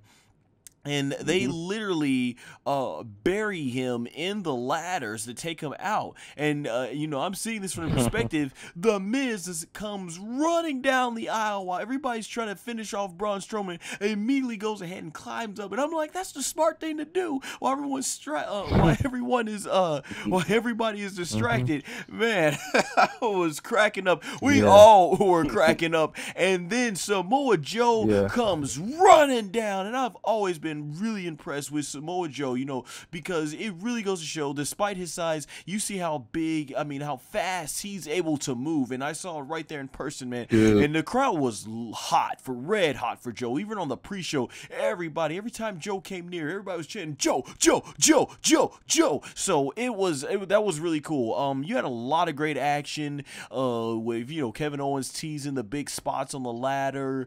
You had a lot of great bumps on the ladder. I think there was one part. Who was it that? And the way I don't know how it looked on TV, but somebody, I believe, pulled out. Was it what's his name? Was it Balor, I think, that pulled the ladder out, and hanging on the other end of the ladder was Braun Strowman. I was like, you freed the monster! Yeah, You freed the monster! Yeah. Oh my gosh. Yeah. Monster, or was he just trying to release the demon? Yeah, and I didn't understand that, though. I was like, why are you getting those ladders? There's a ton of ladders. We got a few ladders in there that you could use to climb up there. But I guess they needed that plot device to get Braun Strowman out of there. And Strowman... They need that convenient plot device to, like, get it on. Right, and Strowman went rough shot through everybody, and Miz was about to climb up that ladder, and the look on Miz's face, man, cannot say enough great things about how the Miz sold with a facial expression. I think that Miz was gonna call his wife and be like, hey honey, could you bring the baby wipes to my locker room afterwards? he probably needed it with the way his face was looking. But you know what I liked is during the rampage, Samoa Joe in this match felt like he ain't afraid of no monster among men, and Joe went flying with a flying elbow through the middle ropes and nailed Strowman, and man, that got the crowd popping really heavy. Everybody was chanting Joe, Joe, Joe, Joe.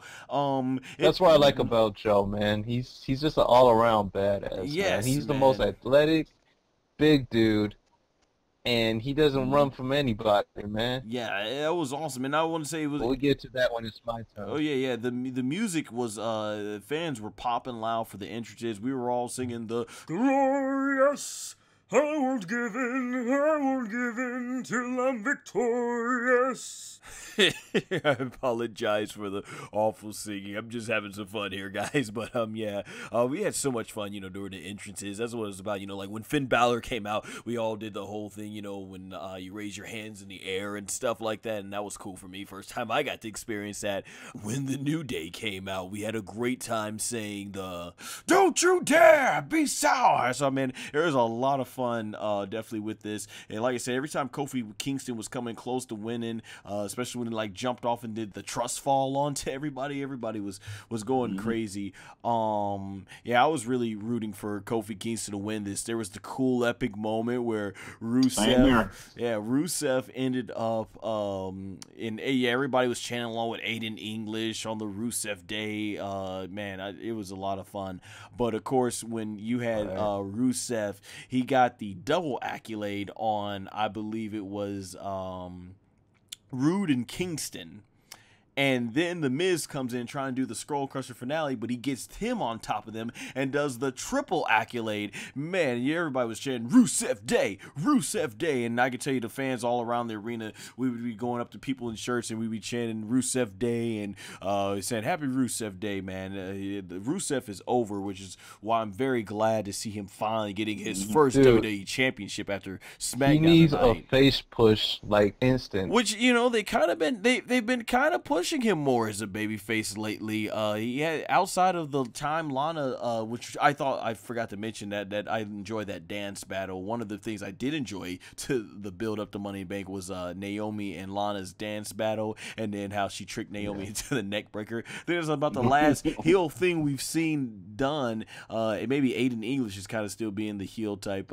It's hard to know with these things. Just like the Nia Jax thing, she goes from being, there are no heels and faces anymore. We just get a reaction, right? Yeah, pretty much. Holy, it's a reaction. Well, you know, we'll get to this. Yeah, shout out to my dude Kanye. It's not about being a heel or a face; it's about a reaction. Yeah, this is free feeling. Yeah. Well, I just realized something, but we'll get to it after this match. But just to finish up with this match, yeah, it was a lot of fun. But in the end, it came down to Strowman, and you had Kofi Kingston on his back, and you had Balor, and oh yeah, that was really cool. We saw Balor do the coup de grace from the ladder outside, onto, who did he land on? I forget. Was it Rusev or who did Balor? I'm trying to think, who did Balor land on? I forget who he landed on at the moment. But he it was landed on Owens. Oh, I think it was Owens or Rude. It had to probably be Rude because Owens was taken out of the match. Rude. Yeah, it was Bobby Roode. Yeah, man. It was Bob Roode. I'm so glad he was able to land it. That was a cool visual to see in person. But of course, Kevin Owens was taken out of the match when he was on a 20-foot ladder, and Braun Strowman just yanked he yanked Kevin Owens off, and he fell on what had to be off a 15 to 20-foot ladder through 2 tables, and that wrote him out of the match completely. That table looked pretty soft to me. Well, dude, of course a lot of these tables are gimmicks because they don't want him to get hurt. But the visual is what looked great. Nobody cared about that in that arena. Everybody was chanting, holy sh... Or, you know, it's the mantras everyone likes to say. Holy shit! Yeah, that one. Holy shit! Yeah. Holy shit! Yeah. But, yeah, that was awesome. And when they had Kofi Kingston, I was wondering if... Okay, so he was on Braun Strowman's back. Eventually, Balor ended up getting knocked off the ladder, and I'm hoping maybe this is gonna be Kofi's moment. Maybe Kofi's gonna go ahead and grab it. And I'm in the ring. No, I'm not in the ring, but I'm yelling to the ring like, "Do it, Kofi! Grab the briefcase! I've been waiting 10 years for this." And immediately after I say that, Braun Strowman yanks Kofi down, and he goes flying on down to the canvas and rolls up the ring. And the guy next to me goes, the guy next to me goes like, "Well, looks like you'll have to wait a little bit longer." So after that, nobody's else there, and Braun Strowman yanks down the Money in the Bank briefcase, and the Monster Among Men wins. And this is one of those rare cases that WWE is starting to do a lot more. Usually whoever's left standing with the momentum on the go home edition is the person losing, but to our surprise, they booked Braun Strowman strong through the whole build-up. They booked Braun Strowman strong in the match, and they booked him strong by winning. So they legit actually pushed it. You think they were trying to make it too obvious to throw you off, but yeah, Braun Strowman gets to win. Does Braun Strowman need the Money in the Bank briefcase? No. You know, he had the momentum, but I'll tell you Not what. at all. But I'll tell you what, though, I'm happy for him. Come on, man. I am happy for Braun Strowman because he's one of the guys who have gotten organically over. So once again, like I said, I would have much rather Kofi Kingston win to get the big moment here.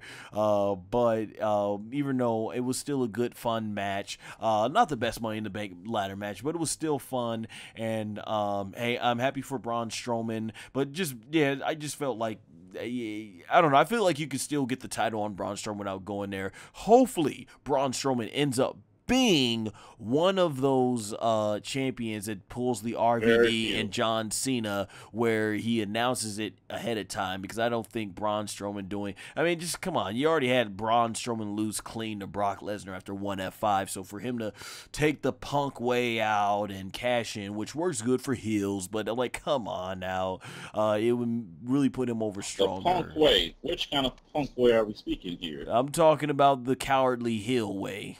The cowardly heel way. Yeah, where they take the opportunist way, stuff like that. Like, it works great for heels, but I just feel like it would, just to make Braun Strowman have to cash in, you don't need it. He can just get in Lesnar's face and demand Lesnar come over here, which is actually cool. They finally gave a storyline explanation that on this past Monday Night Raw, that WWE, the higher ups in corporate, they allow Brock Lesnar to defend the title whenever he wants. That is our first storyline explanation that we finally got. And now, of course, we know that's exactly how it's gone, but they finally acknowledged it on WWE TV. They admitted it. Finally. Oh, well, I'm so glad that you admit something that I already know. Yeah, I know we all knew it, but there was never any storyline. Now, if they can give us a storyline explanation for why, like, we know the real reason that Finn Balor doesn't get his rematch clause, because Finn Balor really didn't even need to be in this match, then it'd be nice if they go ahead and give us an explanation for why he's not getting his rematch clause. But Same thing with Kevin Owens. Yeah, same thing, Kevin Owens. Because but I know the man 0001 is okay with, he says, keep it that way for Goldberg, right? I say, you want to keep it that way Finn for Balor's Goldberg, right? Not going to face. Keep it that way for who? Finn Balor's never gonna face Brock Lesnar. Oh yeah, we know. Come on. Yeah, we know that. But I'm like, they don't put any storyline explanations in it and just expect us to just go with it. It's like, come on. And I was saying, man, 0001, I know with you not being a fan of this individual, you probably feel like keep it that way when it comes to Goldberg. Who?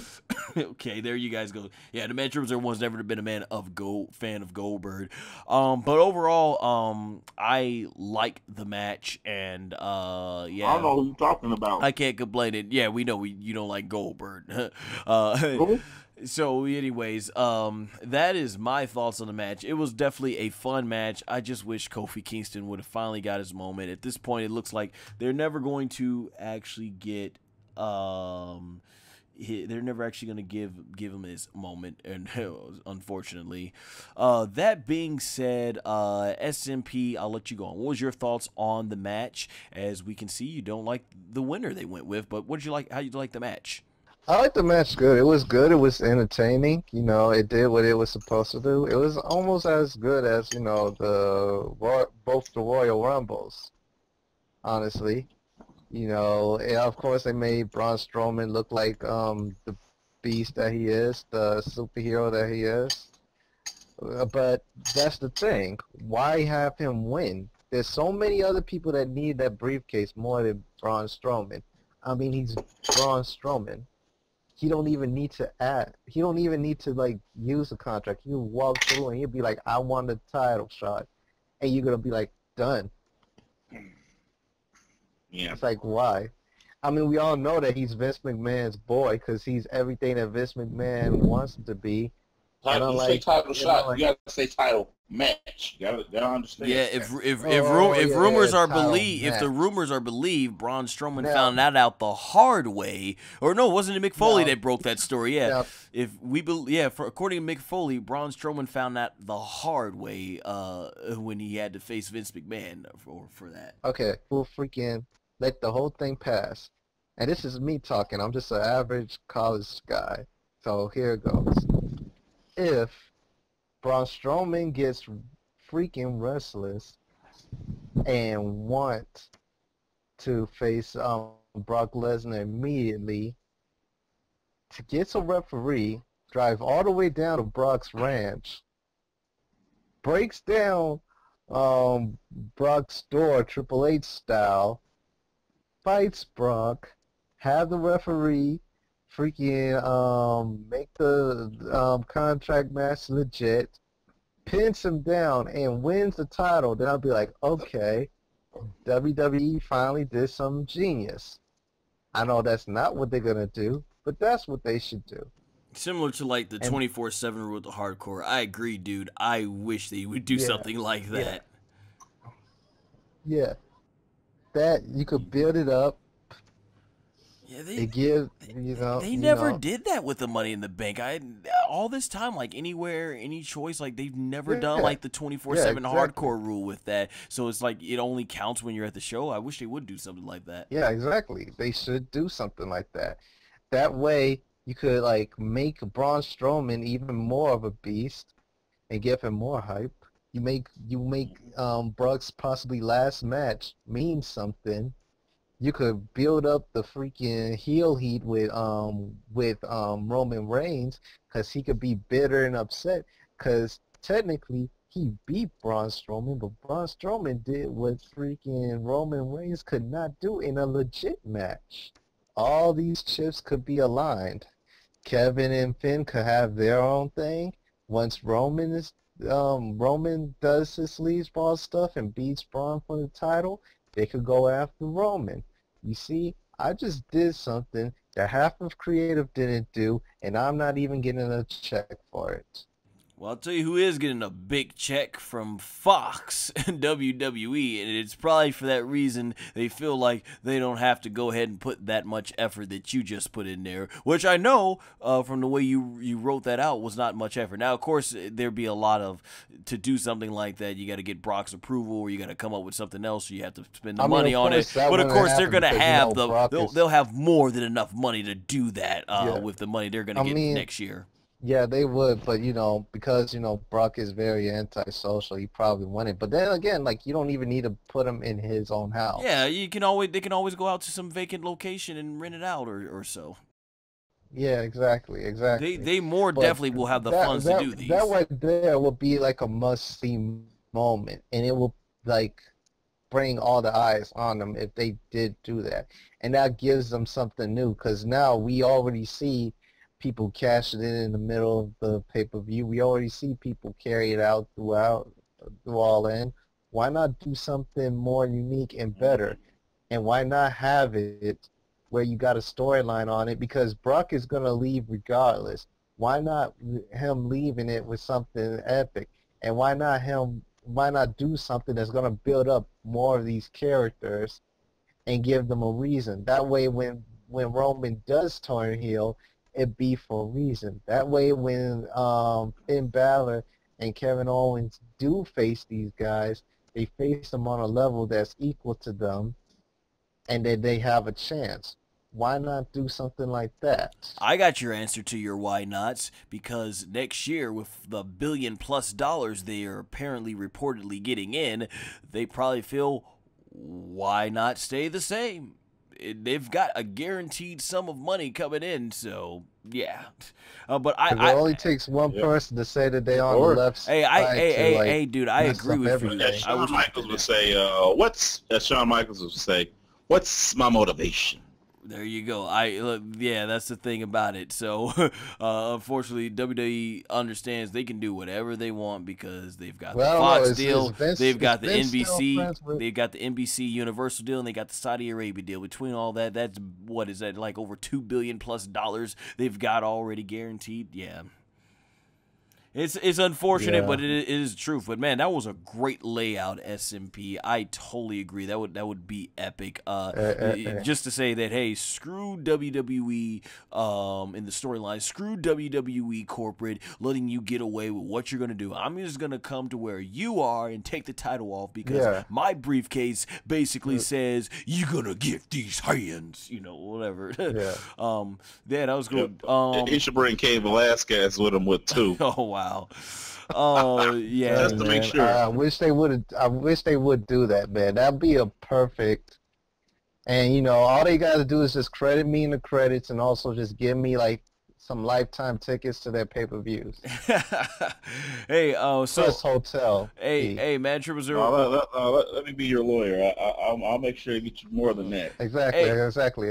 Hey, man, 0001. What is your thoughts on this main event and the results? You sounded like you two were against Braun winning. And yeah, you were with me. You wanted Kofi to win. Go ahead. Yeah, for me, I wanted Kofi Kingston to win this match. This is something that I definitely want to see. I want to see Kofi Kingston win this match, but with Braun, with Braun Strowman winning, it's like it's overkill. It's like what would happen if you gave a gorilla two AR-15s and a tank. I mean, come on now. You gave a silverback gorilla. The Rock's next movie. Yeah, if you gave a gorilla 2 AR-15s and a tank, and then on top of that, close to nuclear weapons. I mean, come on now. You know what I mean? Come on now. Like as if he's not dangerous enough as is. As if he can't get the job done on his own. As if he's not capable of getting the job done on his own. Yeah. I mean, last year obviously he did lose to Brock Lesnar, but as if he's not capable of beating Brock Lesnar. You know what I mean? Come on now. This right here is hogwash. It's BS. Could you picture if Kofi Kingston would have won?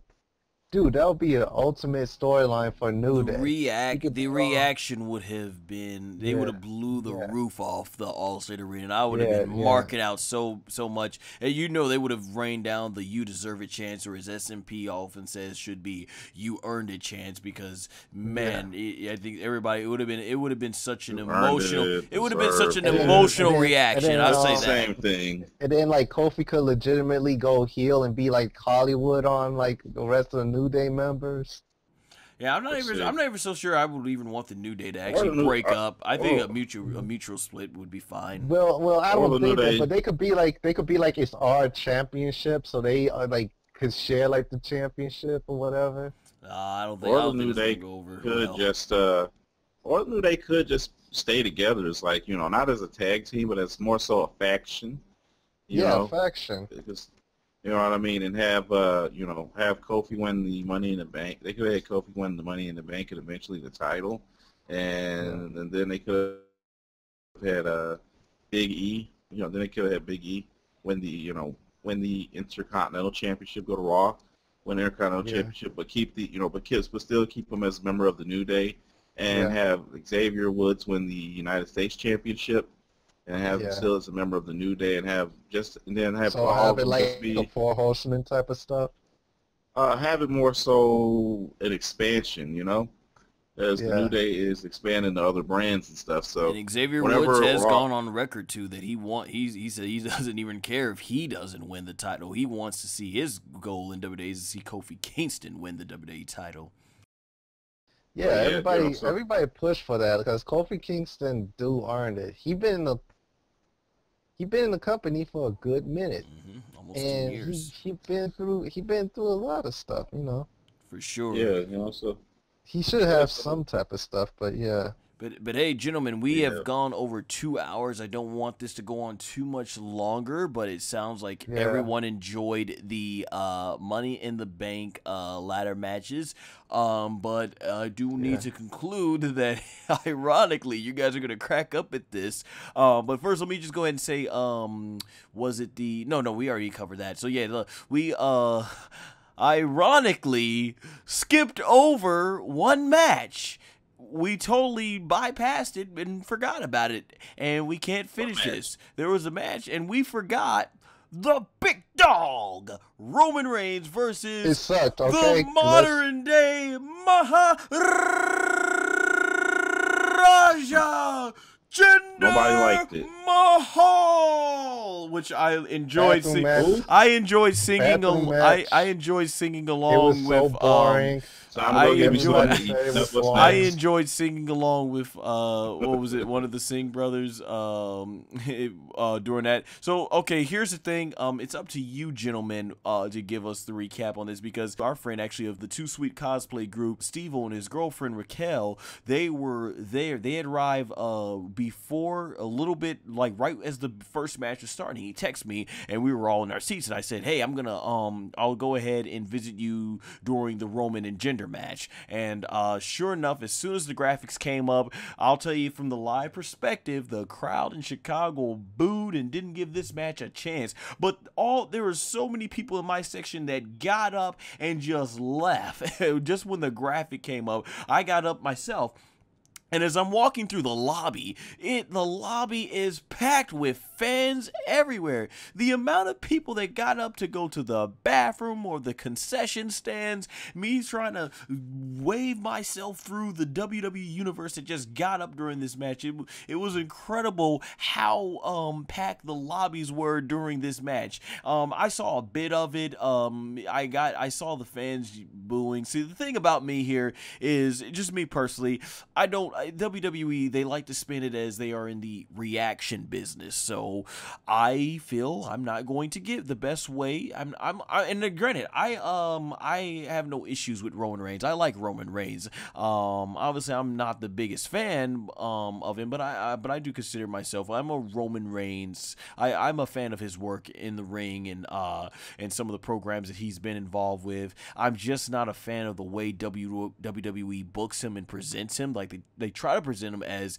the top guy, you know, this era's John Cena, the next John Cena or something like that, but I just feel like he's not, just based on the way they've booked it. But that being said, I didn't want to boo because, like I said, if I boo, they're just going to go ahead and say, whether the WWE Universe is cheering or booing, they're giving a reaction to Roman Reigns. And if you cheer, obviously you're adding more fuel to the fire. So I'm like, you know what? I'm just going to, if I didn't want to catch up, didn't have Steve-O and Raquel to catch up with, I would have actually just sit there and said nothing. I would have gave no reaction through the whole match, because if you're not giving a reaction in WWE, that's what those superstars feed off, the emotion. So I ended up leaving. And shout out to Stephen Osborne from NODQ, and he mentioned that he did the same thing, and he mentioned that's like the best way he felt to protest was give no reaction at all. And then what can they say?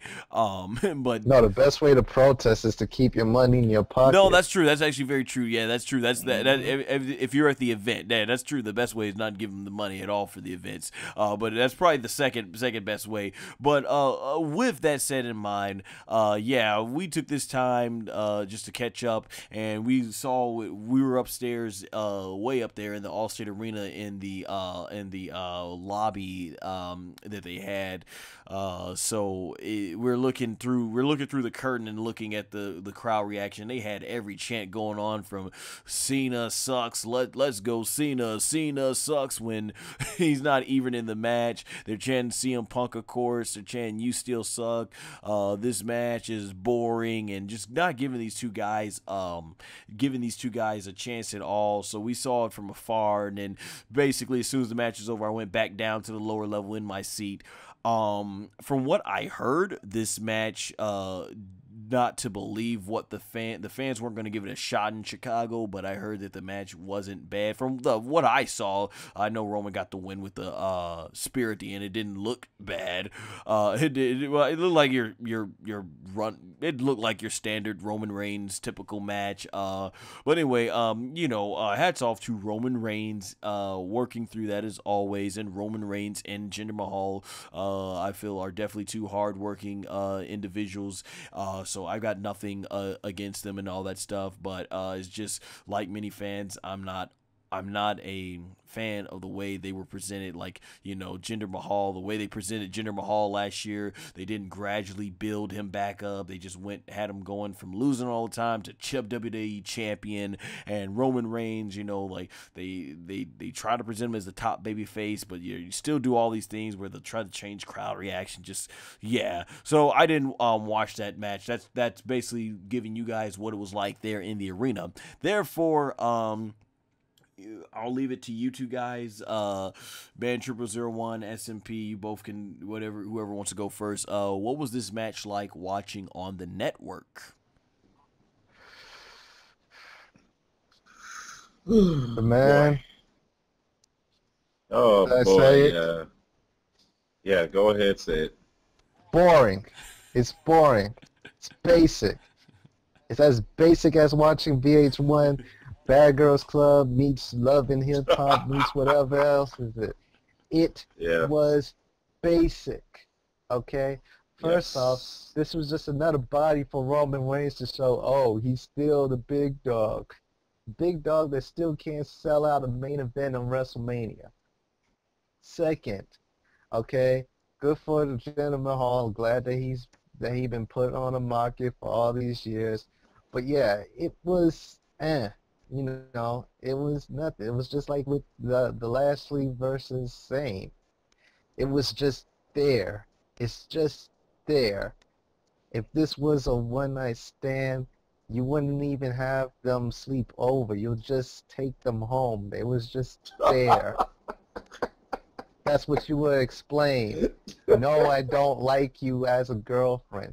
You're just there. You was just there. That's what Roman Reigns was just a body for the evening. It was just we got Steve being savage tonight. It's there. I'm sorry. It's there. Okay? I told you, creative. I made a whole match that was good, and that was a fan theory. Why? Why were they there? Why? Why were they even against each other? Why is Roman still a face? Why did you put him there? You knew that everybody was going to yell, boring, boring, boring. It's boring. It was boring, okay? That's the end of the whole review. We're glad that you viewed it. That's it. Hey, I can't tell you how many fans I talked to that said this weekend that said that if that was going to be the main event, they were just going to straight out walk out. And you know what? I got to be honest, everybody came to see the 2 Money in the Bank matches, the women's title matches, the WWE title matches. So realistically, could you blame fans? Like, literally, they got their money's worth. They saw everything they came to see. So if that's the main event, there you go. Now, man0001, I heard you cracking up back there. Go ahead and what was your thoughts on this match? Or did SMP say everything pretty much? Just take the words out of your mouth. What do you say? Yeah, for me, this match right here was not super duper bad or anything. It was just, for me, this match was not super duper bad. It was mediocre. It Mediocre. was like, it's just like this. It's about as mediocre as, hey, I'm hungry. Let's go to insert fast food joint. Now I am not hungry, and that's it. It's about as basic as this room is dark. Let me turn on the light. Now I can see. Thanks, light, for being able to turn on. You basically gave the PG answer to what I just said. Pretty much. Okay. So, now, we talked a little bit about this before we started recording the review. You said that I'm done. You said that me, Steve-O, and Raquel chose the perfect match on this event to just go ahead and catch up and chill. Right path. Because we were like, we took that time to go ahead and catch up and yeah, look at the audience from there. Yeah, they didn't like it at all. With that said in mind, let's go ahead and wrap up. Just real quick, gentlemen. Your final thought. We'll do our final thoughts. Overall, the pay-per-view for me, like I said, I had low expectations going in. It exceeded the expectations I had, and overall, like I said, while everyone did not win that I would have liked to have won, overall, I did enjoy this show, and I enjoyed being there live, and overall, I thought it was a good show. It didn't match the NXT show the night before, TakeOver Chicago, which I was at live as well, but I thought it was a good follow-up to it. The show did not actually leave me shaking my head as much as I thought I would. That being said, I enjoyed the show. How about you, SMP? Overall, your final thoughts on the show? My thoughts on the show, even though it didn't match like who I wanted to win, or who I hope would be like the face of it, of the companies, it did what it's supposed to do and it entertained me. It entertained a lot of people, so I give this a solid B plus, maybe A minus. No, I say B plus. It's a good B plus, if not a B minus if I'm overhyping it. Cool. And what about you, the man0001? Overall, what's your final thoughts on this show? My final thoughts on this show. It's a show that had a lot of potential. It's a show that had a lot of potential, and it just, what I mean. It's just like, it just filled a void, but it didn't do, it didn't live up to, like great expectations or something. It's not Money in the Bank 2011. Did they really give us any great expectations to have during the build-up? I mean, I know that's what I'm saying. Right. It didn't give us any expectations to have.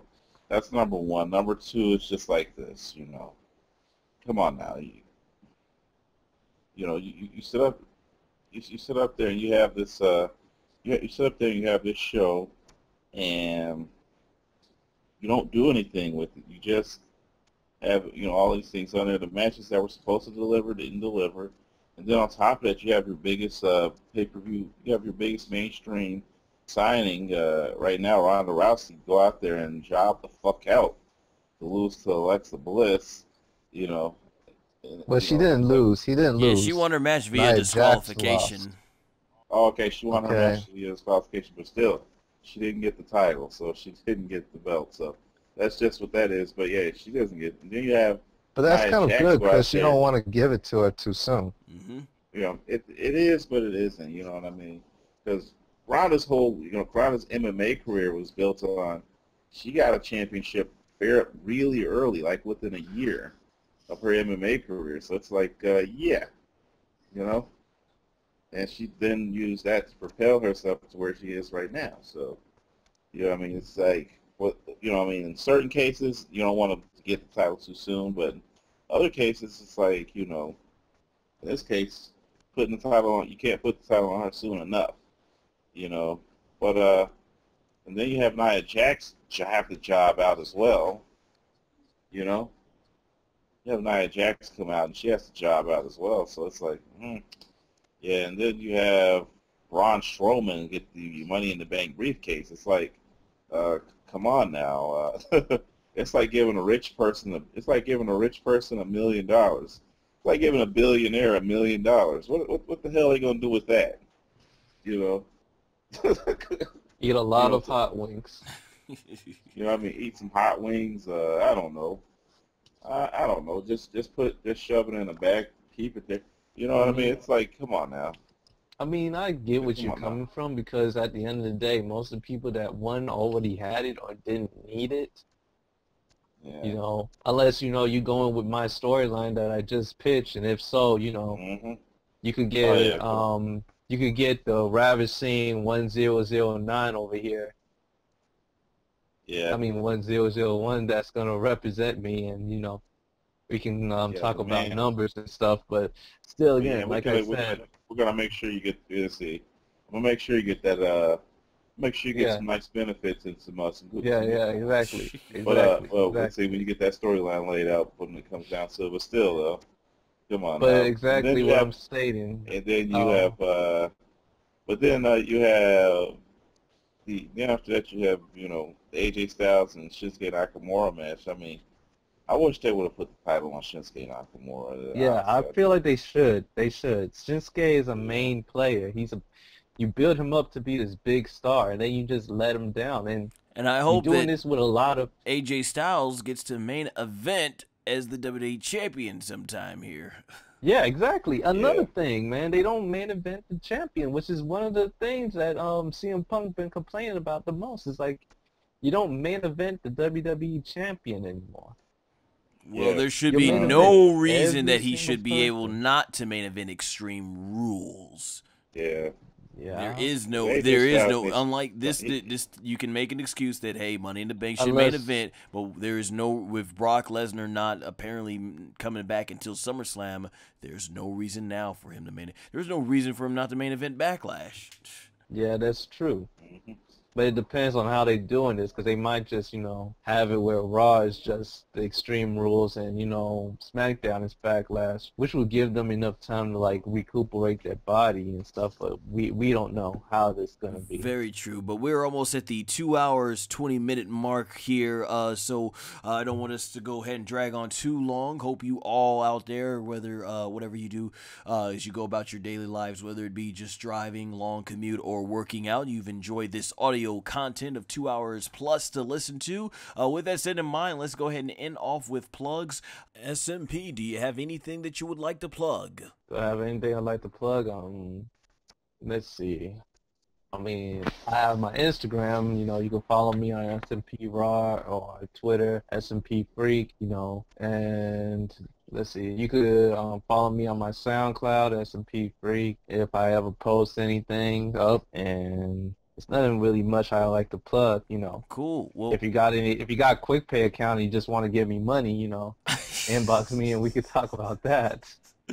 And links, of course, will be in the description below. Man, Triple01, I know you never have anything to plug, but do you have anything you want to say before we sign off here? Meet, that's all, folks. And you guys, hopefully we will be back soon with two sweet cosplays. Steve-O joining us next time for WWE Extreme Rules 2018. But until then, I'm gonna go ahead and end off right here with my plugs. So, if you obviously are a fan of WWE or professional wrestling, we'll be doing more audio reviews like this for big events that you can listen to as you go about your everyday life. Also, if you're a fan of Dragon Ball, shonen manga, or anime adapted from shonen manga, make sure to check out my upcoming short film, Battle of Deception, as it's based on those types of genres. I currently have lots of videos such as the teaser trailer and the behind-the-scene interview videos right here on my channel, so make sure to subscribe and hit the notification bell so you can be notified as soon as I release more content regarding Battle of Deception, Dragon Ball, and even WWE. And make sure to like me on Facebook and follow me on Twitter and Instagram, both at SONGOSHUAKU. All links will be in the description below. Take care!